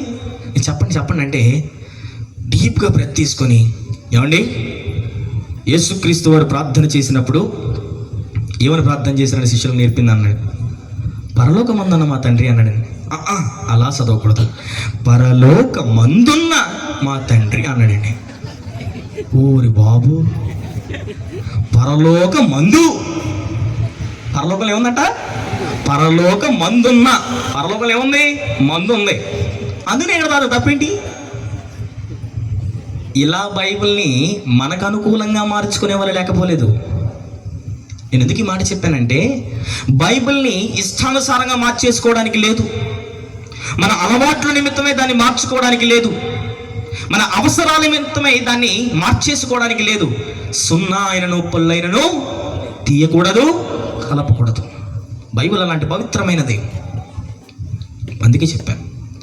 ఇప్పుడు హీరాము గారి జీవితంలో ఒక బుద్ధిమంతుడిగా ఆయన మారడానికి గల కారణం ఏమిటయ్యా అంటే, ఆయనలో ఏం లేదండి?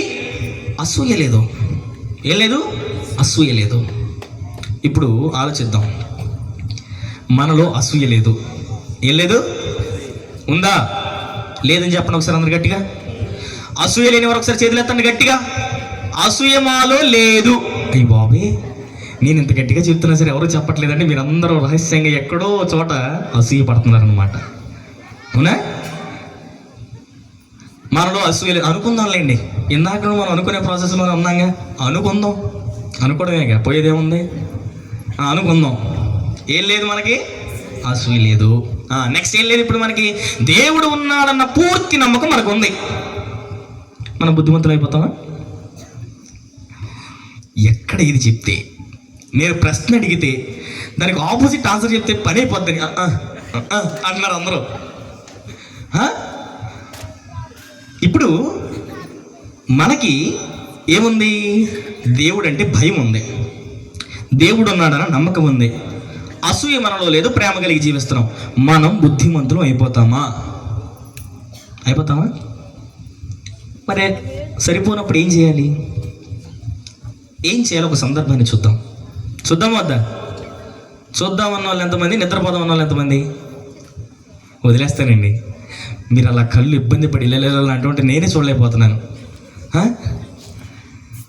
ఈ సందర్భాన్ని చూసి ముందుకెళ్దాం. రాజుల మొదటి గ్రంథము 3వ అధ్యాయము 7వ వచనం. రాజుల మొదటి గ్రంథము 3వ అధ్యాయము 7వ వచనం. నా దేవా, ఏంటండి? యెహోవా, నీవు నా తండ్రి అయిన దావీదునకు బదులుగా నీ దాసుడనైన నన్ను రాజుగా నియమించి ఉన్నావు. ఎవరు మాట్లాడుతున్నారండి? ఇది ఎవరు మాట్లాడుతున్నారు? ఈ సందర్భం ఎవరితో చెప్పండి? దావీదు గారి కుమారుడు ఎవరండి? దావీదు గారి తర్వాత రాజైంది ఎవరండి? మరి అక్కడ మాట్లాడుతుంది ఆయనే కదా. Simple logic. మాట్లాడుతుంది ఎవరు? సొలొమోను గారు. సొలొమోను గారు ఏమని మాట్లాడుతున్నారంటే, దావీదు గారి అనంతరం రాజ్య సింహాసనం ఎవరి చేతికి వచ్చింది? సొలొమోను గారి దగ్గరికి వచ్చింది. నా చేతిలోనికి సింహాసనం వచ్చింది కాబట్టి ఇష్టానుసారంగా చేద్దాం అనుకున్నాడు ఆయన? లేదు. ఏం చేశాడయ్యా అంటే, ఆయన, నా దేవా యెహోవా, నీవు నా తండ్రి అయిన దావీదునకు బదులుగా నీ దాసుడనైన నన్ను రాజుగా నియమించి ఉన్నావు. అయితే నేను బాలుడను. నేను ఎలాంటి వాడినండి? బాలుడను. కార్యములు జరుపుటకు నాకేం లేదు. ఏం చాలదు?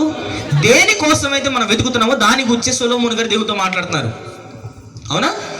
మనం దేనికోసం వెతుకుతున్నాం? బుద్ధి కోసం. బుద్ధిని మనం సంపాదించాలంటే ఏం చేయాలో వెతుకుతున్నాం కదా. ఇప్పుడు దానికోసమే ఎవరు ప్రార్థన చేస్తున్నారు? సొలొమోను గారు ప్రార్థన చేస్తున్నారు. ఎవరికి ప్రార్థన చేస్తున్నారు? దేవునికి ప్రార్థన చేస్తున్నారు, యెహోవాకు ప్రార్థన చేస్తున్నారు. ఏమయ్యా అంటే, అయ్యా, నీ దాసుడనైన నన్ను దావీదు గారికి బదులుగా ఏం చేశావు? రాజుగా చేశావు. ఇప్పుడు కార్యములు జరిపించడానికి నాకేం చాలదు? బుద్ధి చాలదు, నీ దాసుడనైన నేను నీవు కోరుకొనిన జనుల మధ్య ఉన్నాను. ఎవరిని ఎవరు కోరుకున్నారంటండి? ఇజ్రాయేలు జనాంగాన్ని దేవుడు కోరుకున్నాడంట. ఇజ్రాయేలు జనాంగాన్ని ఎవరు కోరుకున్నారు? దేవుడు కోరుకున్నాడు. దేవుడు కోరుకున్న ఇజ్రాయేలు జనాంగానికి రాజుగా దేవుడు దావీదు గారి తరువాత సొలొమోను గారిని నియమిస్తే సొలొమోను గారు వెళ్ళి దేవుడి పాదాలు పట్టుకుంటున్నారు. ఎందులో? దర్శనమందు. ఏం పట్టుకున్నారు? ఆయన పాదాలు పట్టుకుంటున్నారు. ఏమని? అయ్యా దేవా, దావీదు గారి తర్వాత నీ దాసుడైన నన్ను నియమించుకున్నావు, అయితే కార్యాలు జరిగించడానికి నా దగ్గర ఏం లేదు. ఏం లేదు? లేదన్నాడా? చాలదన్నాడా? మరి నేను లేదంటే మీరు అంటారేంటి? అంటారేంటి? చాలదు అంటే ఉన్నదానికి మించి కావాలని, అవునా కదా? ఏమండి, అన్నం వండారండి, ఇంకా సరిపోలేదండి అంటే ఏంటి? ఉన్నదానికంటే ఇంక వండాలని. ఇప్పుడు ఆయనకి బుద్ధి లేదని కాదు, అక్కడ రాయబడిన మాట బుద్ధి చాలదు అని. అంటే మరికొంత నాకు కావాలని అడిగాడు ఆయన. ఇప్పుడు ఆలోచిద్దాం. నీ దాసుడనే నేను నీవు కోరుకున్న జనుల మధ్య ఉన్నాను, వారు విస్తరించి ఉన్నందున వారిని లెక్క పెట్టుటయు వారి విశాల దేశమును తనిఖీ చేయుటయు అసాధ్యము. ఇజ్రాయేలు బలాన్ని చూపిస్తున్నాడండి సొలొమోను గారు అక్కడ దేవునికి. నీ ప్రజలు ఎలాంటి వారో తెలుసా? వారిని లెక్క పెట్టడానికి కానీ ఈ దేశాన్ని తనిఖీ చేయడానికి కానీ అసాధ్యమది, అసాధ్యమది అన్నాడండి. అంటే అప్పుడు రాయబడిన మాట ఏంటండి? ఇంత గొప్పదైన నీ జనమునకు న్యాయము తీర్చగలవాడెవడు? కాబట్టి నేను మంచి చెడ్డలు వివేచించి నీ జనులకు న్యాయము తీర్చినట్లు నీ దాసుడనైన నాకు ఏమడిగాడండి ఆయన? ఏమడిగాడండి ఆయన? వివేకము గల హృదయమును. ఇప్పుడు ఆలోచించండి. నాకు బుద్ధి చాలదు కాబట్టి నాకేం కావాలి? వివేకము గల హృదయం కావాలి. అంటే బుద్ధి ఈజ్ ఈక్వల్ టు వివేకము గల హృదయం. ఇప్పుడు ఆయన ఏమడిగాడు? నాకు అది సరిపోదు, నాకు బుద్ధి చాలదు కాబట్టి నాకు ఏం కావాలి? ఇప్పుడు బుద్ధి కావాలని అడిగాడండి. ఇప్పుడు ఒక మాట చెప్తాను. జ్ఞానాన్ని సంపాదించాలి అన్నా ప్రార్థన చేయాలి, బుద్ధిని సంపాదించాలి అన్నా ప్రార్థనే చేయాలి. ఏం చేయాలి? ప్రార్థనే. ప్రార్థనే ప్రాముఖ్యం. ప్రార్థన లేని జీవితం వ్యర్థం. వ్యర్థం. అడిగాడండి ఆయన.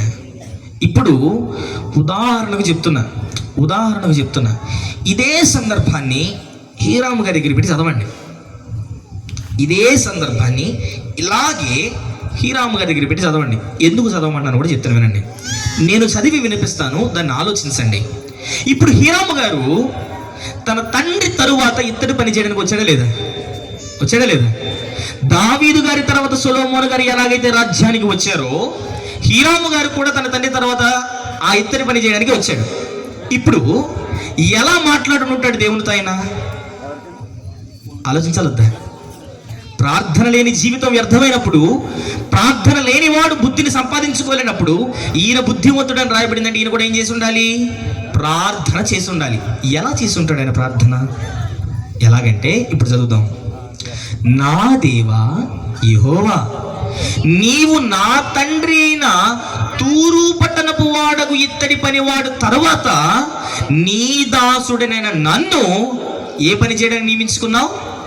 ఇత్తడి పని చేయడానికి నియమించి ఉన్నావు. అయితే బలుడా కదా హీరాము గారు? బలుడా కదా? కరెక్ట్గా సెట్ అవుతుంది చూడండి హీరాము గారికి. ప్రార్థన చేయకపోతే బుద్ధిని సంపాదించుకోలేమంటే ఖచ్చితంగా ఇదే చేశారని నేను చెప్పడం లేదు, కానీ ఇలాగే చేయాలని చెప్తున్నాను. ఇలాగే చేయాలి. ఇప్పుడు హీరాము గారిని పెట్టి చదవండి, బైబిల్ అద్భుతంగా కనబడుద్ది. అయితే నేను బాలుడను. ఎవరిని? నేను బాలుడను. ఇంకొక మాట చెప్తాను, నేను తండ్రిని కోల్పోయిన వాడను. ఇప్పుడు కార్యములు జరిపించుటకు నాకేం చాలదు? ఏం చాలదు? ఇలా అడిగాడండి హీరాము గారు దేవుణ్ణి. ఇలా అడిగాడు దేవుణ్ణి ఆయన. నా కుటుంబాన్ని పోషించుకోవడానికి, నా ఆర్థిక స్థితిని కొనసాగించడానికి దేవా, నీవు మాత్రమే నాకు తోడున్నావు, నీవు మాత్రమే నాకు బుద్ధిని దయచేయగలవు. నాకు బుద్ధిని దయచేయ్యా, బుద్ధిని దయచేయి. ఇంతటి విశాల దేశమైన ఇజ్రాయేలీలలో నన్ను ఎన్నుకున్నావు నువ్వు. దేనికి? నీవాడిగా వాడబడడానికి, నీవాడిగా వాడబడడానికి. హీరాము గారు ఇజ్రాయేలీడా కాదా? నఫ్తాలి గోత్రం ఇజ్రాయేలీలోనేదా? ఇజ్రాయేలీలోనేదేగా. అంటే ఆయన ఇజ్రాయేలీడే కాదా? ఇప్పుడు నఫ్తాలి గోత్రికుడైన ఆయన జీవితం దేవునికి ఇష్టంగా మారింది కాబట్టి దేవుడు ఏం ఇచ్చాడండి? చదువుదాం, కింద చదివితే 10వ వచనం.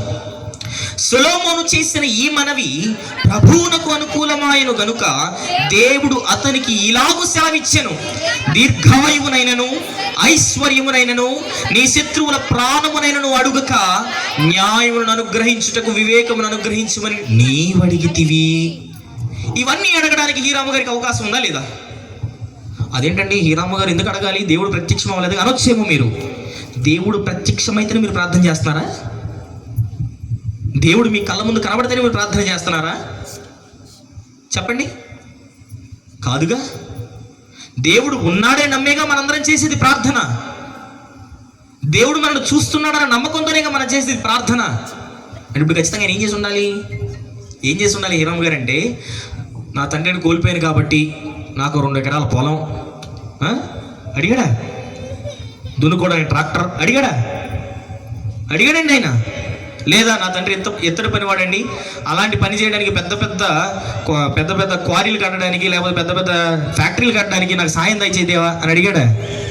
మీరు అనుకోవచ్చు ఇలాంటి టెక్నాలజీ అక్కడ లేదు కదా అని. దీనికి మించిన టెక్నాలజీ ఉంది. పూర్వం మనం టెక్నాలజీని సంపాదించాం, వీఆర్ స్మార్ట్ అంటాం. No, they are smarter than us. మనకంటే గొప్పవారు మన పూర్వీకులు. వాళ్ళ జ్ఞానం మనకి ఏమాత్రం లేదు. ఇప్పుడు అవేమన్నా కోరుకున్నాడా? డబ్బు, ఐశ్వర్యం, ఆస్తి ఇలాంటివేమైనా కోరుకున్నాడా హీరాము గారు? కోరుకోడు. బుద్ధి కలిగిన వాడెవ్వడు కోరుకోడు. ఎందుకు మాట అన్నానంటే, ఐశ్వర్యము పొంద ప్రయాస పడకము, అట్టి అభిప్రాయము కలిగిన దాన్ని విడిచిపెట్టుమన్నది బైబిల్. ఎందుకో తెలుసా? నీవు దాని మీద దృష్టి నిలిపిన తోడని అది రెక్కలు కట్టి ధరించి మరీ ఎగిరిపోనుంది బైబిల్లో సామెతల గ్రంథంలో రాయబడిన మాట. ఐశ్వర్యాన్ని పొందడానికి, డబ్బును సంపాదించడానికి, ఆస్తిని సంపాదించడానికి, ఈ లోక కోరికలను తీర్చుకోవడానికి అవసరమైన ధనాన్ని సంపాదించడానికి ప్రాకులాడితే అది రెక్కలు కట్టి ధరించి ఎగిరిపోనుంది బైబిల్లో. ఈయన బుద్ధిమంతుడైన బైబిల్ చెప్పిందంటే అది అడిగాడైనా? అడగలేదు. ఎందుకు అడగలేదని ధైర్యంగా చెప్తున్నానంటే, అది అడగలేదు కాబట్టి సొలొమోను గారికి దేవుడు ఇచ్చాడు, వివేకము గల హృదయాన్ని ఇచ్చాడు ఆయన. అది అడగలేదు కాబట్టి బుద్ధిమంతుడైన బిరుదును పొందుకోగలిగాడు ఆయన. బైబిల్ ఎంత రుచిగా ఉందో చూసారా? అందుకే చెప్పారు దావీదు గారు, ఏది దొరికినట్టు ఉందంటే ఆయనకి? క్రొవ్వు మెదడు దొరికినట్టు అనిపించిందంట ఆయనకి. బైబిల్ ఎంత తీయగా ఉంటుంది, అంత అద్భుతంగా ఉంటుంది, అంత రుచిగా ఉంటుంది. అలా మాట్లాడాడండి దేవునితో ఆయన. ఈరోజు ఈ సభలో కూర్చున్న మనం, క్రైస్తవులను పిలువబడుతున్న మనం, మేము దేవుల్లో ఉన్నామని చెప్పుకుంటున్నాం మనం, మేము క్రైస్తవులని చెప్పుకొని అనేక సంవత్సరాలుగా దేవునిలో కొనసాగుతున్న వారిని దేవుడు అడుగుతున్న ప్రశ్న ఏంటయ్యా అంటే, జ్ఞానం కోసం, బుద్ధి కోసం ప్రార్థించారు ఎన్నడైనా? ఆధ్యాత్మిక స్థితి కోసం ప్రార్థించారు ఎప్పుడైనా? దేవా నాకు అది కావాలి, నా పిల్లలకి ఇది కావాలి, నా కుటుంబానికి అది కావాలి, మా తాత ముత్తాతలకు అది కావాలి, మా పిల్లలకి ఇది కావాలి, వాళ్ళకి ఇది కావాలి, వాళ్ళకి ఇది కావాలి, వీళ్ళకి ఇది కావాలి, వాళ్ళకి ఇది కావాలి అనడమే తప్ప నీ ఆత్మకి ఇది అవసరమే ఎన్నడైనా అడిగావా అని అడుగుతున్నాడు ఆయన. ఆయన అడుగుతున్న ప్రశ్న అది. నీ ఆత్మను నువ్వు రక్షించుకోవడానికి, నీ ఆత్మను నువ్వు దేవుని చెంతకు చేర్చడానికి, పరలోకాన్ని స్వతంత్రించుకోవడానికి ఎంతమంది దేవుని ఎడల మోకాళ్ళని ప్రార్థన చేస్తున్నారు? ఇదిగో నా జీవితం, ఈ జీవితానికి సమర్పితం, ఆధ్యాత్మిక జీవితంలో సంపూర్ణ స్థితికి నన్ను తీసుకెళ్ళని ఒక సొలొమోను గారి వలె, ఒక హీరాము గారి వలె ఎంతమంది ప్రార్థన చేస్తున్నాం? ఎంతమంది చేస్తున్నాం? అడుగుతున్నాడు ఈరోజు ఆయన ప్రశ్న. ఒకవేళ ఇది మనలో లేకపోతే, లోపంగా ఉంటే సరిచేసుకోవలసిన బాధ్యత మనలో ఉందా లేదా? నిద్రావస్థలో స్థితిలో ఉన్న ప్రతి ఒక్కరితో మాట్లాడుతున్నాడు ఆయన. ఏ నిద్ర? ఇప్పుడు మీరు నిద్రపోతున్న నిద్ర కోసం మాట్లాడడం లేదు నేను. ఇప్పుడు మీరు నిద్రపోతున్న నిద్ర కోసం మాట్లాడడం లేదు నేను. ఆధ్యాత్మిక స్థితిలో, నిద్రావస్థ స్థితిలో ఉన్నారు కదా, దానికోసం మాట్లాడుతున్నాను. దానికోసం దేవుడు ప్రశ్నిస్తున్నారు. ఎందులో ఉన్నారు, ఎక్కడ ఉన్నారు, ఎలా ఉన్నారు, ఏం చేస్తున్నారు, ఎలా కొనసాగుతుంది మీ భక్తి జీవితం? ఒక హీరాము గారిని ముందు పెట్టి ఆయన కోసం ఏమైనా పుస్తకాలు ఉన్నాయి మనకి? ఒకే మాట కదండి రాయబడింది, పూర్ణ ప్రజ్ఞ గల బుద్ధిమంతుడని మాత్రమే రాయబడింది. ఇప్పుడు ఈ ప్రార్థన తరువాత సొలొమోను గారు అన్నిటినీ పొందుకున్నారా లేదా? మరి ఆయన పొందుకున్నారా లేదా అంటే రుజువు చేసుకోవాలి వద్దాం. ఎక్కడికి వద్దాం? రాజుల మొదటి గ్రంథము ఎక్కడ చదవాలి? 7వ అధ్యాయము. రాజుల మొదటి గ్రంథము 7వ అధ్యాయము 14వ వచనం నుండి 2వ లైన్ మీరు కింద చదివితే, ఈ హీరాము పూర్ణ ప్రజ్ఞ గల బుద్ధిమంతుడును, ఇత్తడితో చేయు సమస్తమైన పనులలోనూ ఎలాంటి పనివాడట? బహు చమత్కారపు పనివాడునై ఉండెను. అతడు సొలొమోను వద్దకు వచ్చి అతని పని అంతయు చేశాను. చమత్కారపు పనివాడట. ఎవరు? అలా ఇంకెవరి కోసం రాయబడిందా? బైబిల్లో ఇంకెవరి కోసమైనా రాయబడిందా? ఎవరి కోసం రాయబడింది చెప్పండి? ఈ ఇత్తడి పని చేసే వారి కోసం మాత్రం మాట్లాడుతున్నాను నేను. ఇత్తడి పని చేసేవారిలో చమత్కారపు పని కలిగిన వాడిని రాయబడిందా? పూర్ణ ప్రజ్ఞ గల బుద్ధిమంతుడని మరొకరి కోసం ఎవరి కోసం రాయబడిందా బైబిల్లో? అలాంటి బిరుదును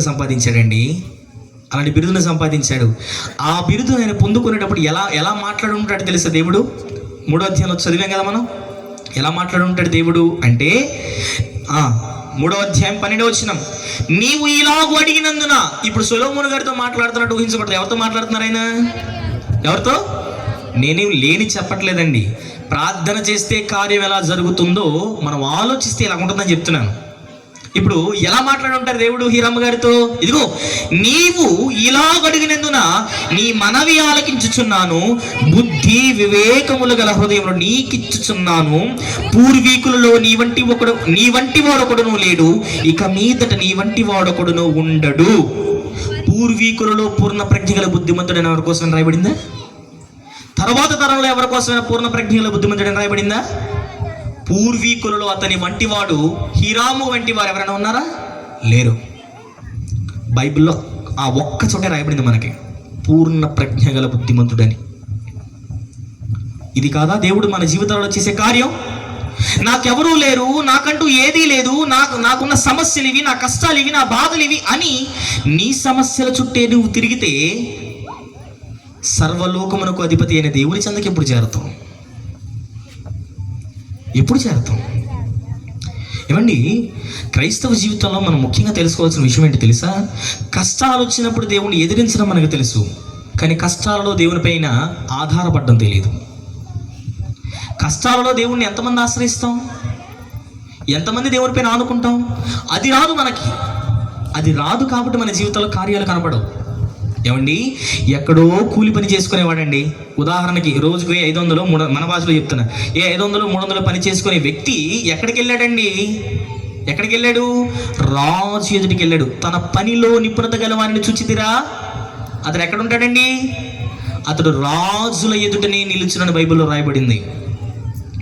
అలాంటి నిపుణతను ఆయన సంపాదించుకున్నారు హీరాము గారు. అందుకే సొలొమోను గారి ఎదుట వెళ్ళి పని చేయగలిగాడు. మిగతా ఇంకా ఎవరు ఇతర పని చేసేవారు లేరు. అలాంటి చమత్కారపు పని చేయగలిగేవారు ఎవరైనా లేరా అంటే లేరు. అలాంటి బుద్ధి కలిగిన వారు, అలాంటి భక్తి కలిగిన వారు, అలాంటి ప్రజ్ఞ కలిగిన వారు ఎవరు లేరని బైబిల్ చెప్తుంది. ఆ కాలంలో సొలొమోను గారి కాలంలో అలాంటి పని చేయగలిగిన సామర్థ్యం, స్థితి హీరాము గారికి మాత్రమే ఉంది. ఈరోజు దేవుడు మనతో చెప్తున్న విషయం ఏంటి అంటే, మన జీవితంలో ఉన్నత స్థితికి మనం ఎదగాలి అంటే, ఉన్నత స్థితిని మనం సంపాదించుకోవాలి అంటే, ఆ పరలోకాన్ని స్వతంత్రించుకోవాలి అంటే, పూర్ణ ప్రజ్ఞ గల బుద్ధిమంతుల వలె మనం ఏం చేయాలి? జీవించాలి. జీవించాలంటే ఏం చేయాలి మరి? ప్రశ్న రావాలి వద్దా? జీవించాలంటే ఏం చేయాలి? పూర్ణ ప్రజ్ఞ గలవాడిగా, బుద్ధిమంతుడిగా మనం జీవించాలని ఏం చేయాలి? ఇప్పుడు ప్రజ్ఞను సంపాదించాలంటే ఏం చేయాలి? వినయం ఉండాలి. వినయం ఉంటే భయభక్తులు కలిగి జీవిస్తాం కాబట్టి మనం ప్రజ్ఞను సంపాదించుకోగలం, దేవుడు అనుగ్రహిస్తాడు. ఓకే, బుద్ధిని మనం సంపాదించుకోవాలంటే ఏం చేయాలి? మనం ప్రార్థన చేసి దేవుణ్ణి వేడుకొని అసూయ లేకుండా ప్రేమను కలిగి జీవించి దేవుడు ఉన్నాడని నమ్మాలి. సరిపోతుందా? ఇది సరిపోతుందా పరలోకాన్ని స్వతంత్రించుకోవడానికి? అసలు మనం బుద్ధిని ఎందుకు సంపాదించాలి చెప్పండి? ప్రశ్నించాలా వద్దా? ఎందుకు సంపాదించాలి? బుద్ధి ఎందుకు అవసరమో తెలుసా? 119వ కీర్తన 34వ చరణం. 119వ కీర్తన 34వ చరణం చూడగలిగితే ఏం రాయబడిందండి అక్కడ? నీ ధర్మశాస్త్రమును అనుసరించుటకు బుద్ధి ఎందుకంట? బుద్ధి ఏడికి అవసరం? ధర్మశాస్త్రాన్ని ధ్యానించడానికి అవసరం, ధర్మశాస్త్రాన్ని అనుసరించడానికి అవసరం. అంటే ధర్మశాస్త్రాన్ని నువ్వు అనుసరించాలంటే ఏం కావాలి? ఏం కావాలి? బుద్ధి కావాలి. అంటే బుద్ధి కలిగిన ప్రతి వ్యక్తి ఏం చేస్తాడు? ఖచ్చితంగా ధర్మశాస్త్రాన్ని అనుసరిస్తాడు. ఏం చేస్తాడండి? ధర్మశాస్త్రాన్ని అనుసరిస్తాడు. ఈ వ్యక్తి బుద్ధిమంతుడు అని బైబిల్ చెప్పిందని ఖచ్చితంగా అతను ఏం చేయాలి? ధర్మశాస్త్రాన్ని అనుసరిస్తున్నాడని అర్థం. ఇప్పుడు హీరాము గారు బుద్ధిమంతుడని బైబిల్ చెప్పింది అంటే ఎలాంటి వాడైనా ధర్మశాస్త్రాన్ని అనుసరిస్తున్నారండి. ధర్మశాస్త్రాన్ని అనుసరించడం అంటే ఏంటి చెప్పనా? ధర్మశాస్త్రాన్ని అనుసరించడం అంటే ఏంటి చెప్పనా? కీర్తన గ్రంథం మొదటి కీర్తన, కీర్తన గ్రంథము మొదటి కీర్తన మొదటి వచనం నుండి, మొదటి చరణం నుండి చూద్దాం. ఇక్కడ ఆగాలి. చదవండి ఇప్పుడు, గట్టి చెప్పండి. నడువక, పాపుల మార్గమున నిలువక, అపహాసకులు కూర్చుండు చోటను కూర్చుండక, యెహోవా ధర్మశాస్త్రమునందు ఆనందించుచు దివారాత్రమును దాన్ని ధ్యానించువాడు ధన్యుడు. ధర్మశాస్త్రాన్ని అనుసరించాలి అంటే ముందు దాన్ని ధ్యానించాలి. ఏం చేయాలి? దాన్ని ధ్యానించాలి. దాన్ని ధ్యానించాలి అంటే నువ్వేం చేయాలి తెలుసా? దుష్టుల ఆలోచన చెప్పును నడవకూడదండి. ఆలోచన చెప్పున ఎవరైనా నడుస్తారా? దారిలో నడుస్తారా? ఆలోచనలో నడుస్తారా? ఎందులో నడుస్తాం మనం? ఆలోచనలో నడుచుట అంటే మన కార్యములు అలా చేయుట. దుష్టుల ఆలోచన చెప్పున నడువక, పాపుల మార్గమును నిలువక, అపహాసకులు కూర్చుండు చోటను కూర్చుండక. ఒక ఎగ్జాంపుల్ చెప్పిన ఎలా ఉంటుందో? దుష్టుల ఆలోచన చప్పున నడవడం అంటే ఏంటో, పాపుల మార్గంలో నిలవడం అంటే ఏంటో, అపహాసకులు కూర్చున్న చోట కూర్చున్నడం అంటే ఏంటి, ఎలా ఉంటుంది చెప్పనా? ఒక చిన్న ఎగ్జాంపుల్ చెప్తాను. ఒక ఊరిలో ప్రార్థనాపరుడైన ఒక యవనస్తుడు ఉన్నాడంటండి. ఎవరు? ప్రార్థనాపరుడైన ఒక యవనస్తుడు, మంచి భక్తి కలిగిన వాడు. అయితే తనకు ఒక స్నేహితుడు ఉన్నాడట. ఎవరు? ఒక స్నేహితుడు ఉన్నాడు. ఈ స్నేహితుడు లోకంలో ఉన్న ఆశల కోసం పరిగెడుతున్నవాడు. లోకంలో ఉన్న వ్యక్తి, లోకంలో ఉన్న కోరికల కోసం పరిగెడుతున్న వ్యక్తి. లోకంలో ఉన్న వారికి సినిమాలు చూసే అలవాటు ఉంటుందా లేదా? ఉంటుందా లేదా? ఇప్పుడు మనలో ఎవరికి ఉంది ఏంటి? మౌనంగా ఉన్నారు. లోకంలో ఉన్న వారికి ఆ చిత్రాలు చూసే అలవాటు ఉంటుంది కదా, సహజం ఉంటుంది. ఇప్పుడు ఎలా ఉంటుందో చెప్తారు వినండి. ఈ స్నేహితుడు అంట వెళ్ళి, ఎప్పుడు గుడి గుడి గుడి గుడి అంటాం. ఆదివారం సినిమా హాల్లో ఏంటిది మంచి స్పెషల్ షో వేస్తున్నారు, వెళ్దాం పదా అన్నాడంట. కొంచెం చిన్ననాటి నుండి ఏదో భక్తి ఉంటుంది కదా, సినిమా అంటావేంటి పాపం మాట్లాడద్దు అన్నాడంట. ఇది మొదటిసారి. అలా తన స్నేహితుడు రెండోసారి అడిగాడంట, మూడోసారి అడిగాడంట. ఎక్కడో ఆలోచన. ఎవరికి? ఎవరికి? మన కుర్రోడికి. ఏమని? ఎంతలా సినిమా సినిమా సినిమా, అసలు ఏముంటుంది అందులో? పాపం చేయాలని ఏ వ్యక్తి వెళ్ళడండి. నేను మళ్ళీ చెప్తున్నా, పాపం చేయాలన్న ఆలోచనతో ఎవరు చేయరు. పాపం ఎలా ఉంటుందో చూడాలని వెళ్తారు. భక్తి జీవితంలో లోపం ఇది. పాపం చేసేయాలి అని ఎవరు వెళ్ళరు, పాపం ఎవరితో చూడాలి అనుకుంటారు. ఇప్పుడు అదే దుష్టుని ఆలోచన చొప్పున నడవడం అంటే, మనోడు ఏ ప్రార్థన చర్చి నుండో ఇంటికి వెళ్ళాలనుకోండి, ఓ దారి ఉంది, ఒకటే దారి. ఆ దారిలో వెళ్ళాలి అంటే సినిమా పోస్టర్లని గోడ కతికించి ఉంటాయి లేదా? ఉంటాయా లేదా? నన్ను చూడండి అమ్మా, నేను బాగున్నా బాగపోయిందనే చూడండి. ఉంటాయా లేదా? సినిమా పోస్టర్లు ఉంటాయా లేదా? ఉంటాయి. ఇప్పుడు తన స్నేహితుడు చెప్పిన మాటలు విన్నాడు. ఏం చేశాడు? విన్నాడు.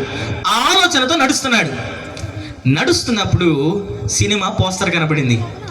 అన్ని రోజులు కనపడిన పోస్టర్ ఆ రోజే కనపడద్దు మనోడికి. అన్ని రోజులు అదే దారిలో వెళ్తాడు కానీ కనపడదు. ఎందుకు? ఆలోచన లేదు దానిపైన. కానీ ఎప్పుడైతే తన స్నేహితుడు చెప్పాడో ఇప్పుడు ఆలోచన దేనిపైన ఉంది? అసలు ఏదో సినిమా అన్నాడు, చూస్తే ఎలా ఉంటుందో అని ఆలోచనలో ఉన్నాడు. కాబట్టి ఆ సినిమాకు సంబంధించిన దృశ్యాలు చూపిస్తాడు ఎవరు? అపవాది. ఇప్పుడు గోడ మీద పోస్టర్ వేసి చూపించాడు. ఇప్పుడు చూపించిన తర్వాత మనోడు ఒకసారి లాగి నిల్చున్నాడండి. పోస్టర్ సరిగ్గా చూడాలని నుంచోవాలిగా, స్పష్టంగా చదవాలిగా. అదే ఏంటిది? పాపుల మార్గమున నిలువక. నుంచొని చూశాడు. ఏంటిది? పోస్టర్. ఆగి చూశాడు దాన్ని. ఏదైతే చిన్ననాటి నుండి నేర్చుకుంటాడో దాన్ని మర్చిపోయాడు. ఇప్పుడు అయ్యి బాబాయ్, దుస్తుల ఆలోచన చెప్పు నడవద్దని అసలు ఆలోచన నాకు ఎందుకు వచ్చిందని సరి చేసుకోలా. వెళ్ళాడు, ఆలోచించాడు, చూశాడు. ఇప్పుడు అపహాసకులు కూర్చుండే చోట కూర్చుండగా ఇక ఆ పోస్టర్ చూశాక మనోడిలో ఉన్న అసలు మరో కోణం బయటపడింది. పరిగెత్తుకుంటూ సైకిల్ తిప్పి ఎక్కడికి ప్రయాణం వేశాడు? ఎక్కడికి? థియేటర్కి వెళ్ళాడు. థియేటర్కి వెళ్ళి నుంచొని సినిమా చూస్తారా? థియేటర్లో కామ్గా ప్రశాంతంగా ఎవరు మాట్లాడుకుని ఉంటుందా? ఎలా ఉంటుందండి? అపహాసకులు అక్కడే ఉండేది, అవునా కదా? ఇప్పుడు వెళ్ళి సినిమా హాల్లో ఏం చేశాడు? కూర్చున్నాడు. అపహాసకులు కూర్చుండే చోట కూర్చుండక. ఇంత స్థితి రావడానికి గల కారణం ఏంటి చెప్పండి? పాపం ఎలా ఉంటుందో చూడాలనుకున్నాడు కాబట్టి. పాపం ఎలా ఉంటుందో చూడాలనుకున్నాడు కాబట్టి పాపాన్ని చేసేదాకా తీసుకెళ్ళింది. ఆ ఒక్క కోరిక చాలు ఆధ్యాత్మిక జీవితం పతనం అవడానికి. మహా ఓడ మునగడానికి చిన్న రంధ్రం చాలదా? ఓడ వంటి విశ్వాస జీవితం మునగడానికి చిన్న కోరిక చాలదా? చెప్పండి. అతలాకుతలం అయిపోయింది తన ఆధ్యాత్మిక జీవితం. ఇది జరగకూడదు అంటే ఏం చేయాలో తెలుసా? యెహోవా ధర్మశాస్త్రమును ఆనందించుచు దివారాత్రమును దాన్ని ధ్యానించువాడు ధన్యుడు. అనుసరించాలి అనుకున్నవాడు, ధర్మశాస్త్రాన్ని అనుసరించాలనుకునేవాడు దుష్టుల ఆలోచన చొప్పున నడువక, పాపుల మార్గమును నిలువక, అపహాసకులు కూర్చున్న చోట కూర్చుండక యెహోవా ధర్మశాస్త్రాన్ని ధ్యానిస్తాడు. ఎలా? ఏదో పొద్దున లేవగానే మనోళ్ళు చేస్తారు చూడండి, బైబిల్ తీసి ఇలా బైబిల్ తెరవగానే మొదట ఏ వచనం వస్తే ఆ వచనం చదవడం కాదు. క్యాలెండర్లు చూసుకొని ఈ తారీఖు కింద ఏ వచనం ఉందో ఆ వచనాన్ని చదవడం కాదు. బైబిల్ని ధ్యానించడం అంటే అది కాదు. ఇది ముఖస్థుతి కోసం చేసేది. అది చెప్పలేదు బైబిల్ ఎక్కడ. ఏ భక్తుడైనా సరే ధర్మశాస్త్రాన్ని చదివేటప్పుడు ఉదయాన్న లేవగానే అలా కళ్ళు తెరిచి ఏ వచ్చినా కనబడితే అది చదివినట్టు బైబిల్ ఎక్కడైనా ఉందా? 66 పుస్తకాలలో ఒక్క చోటనుందా?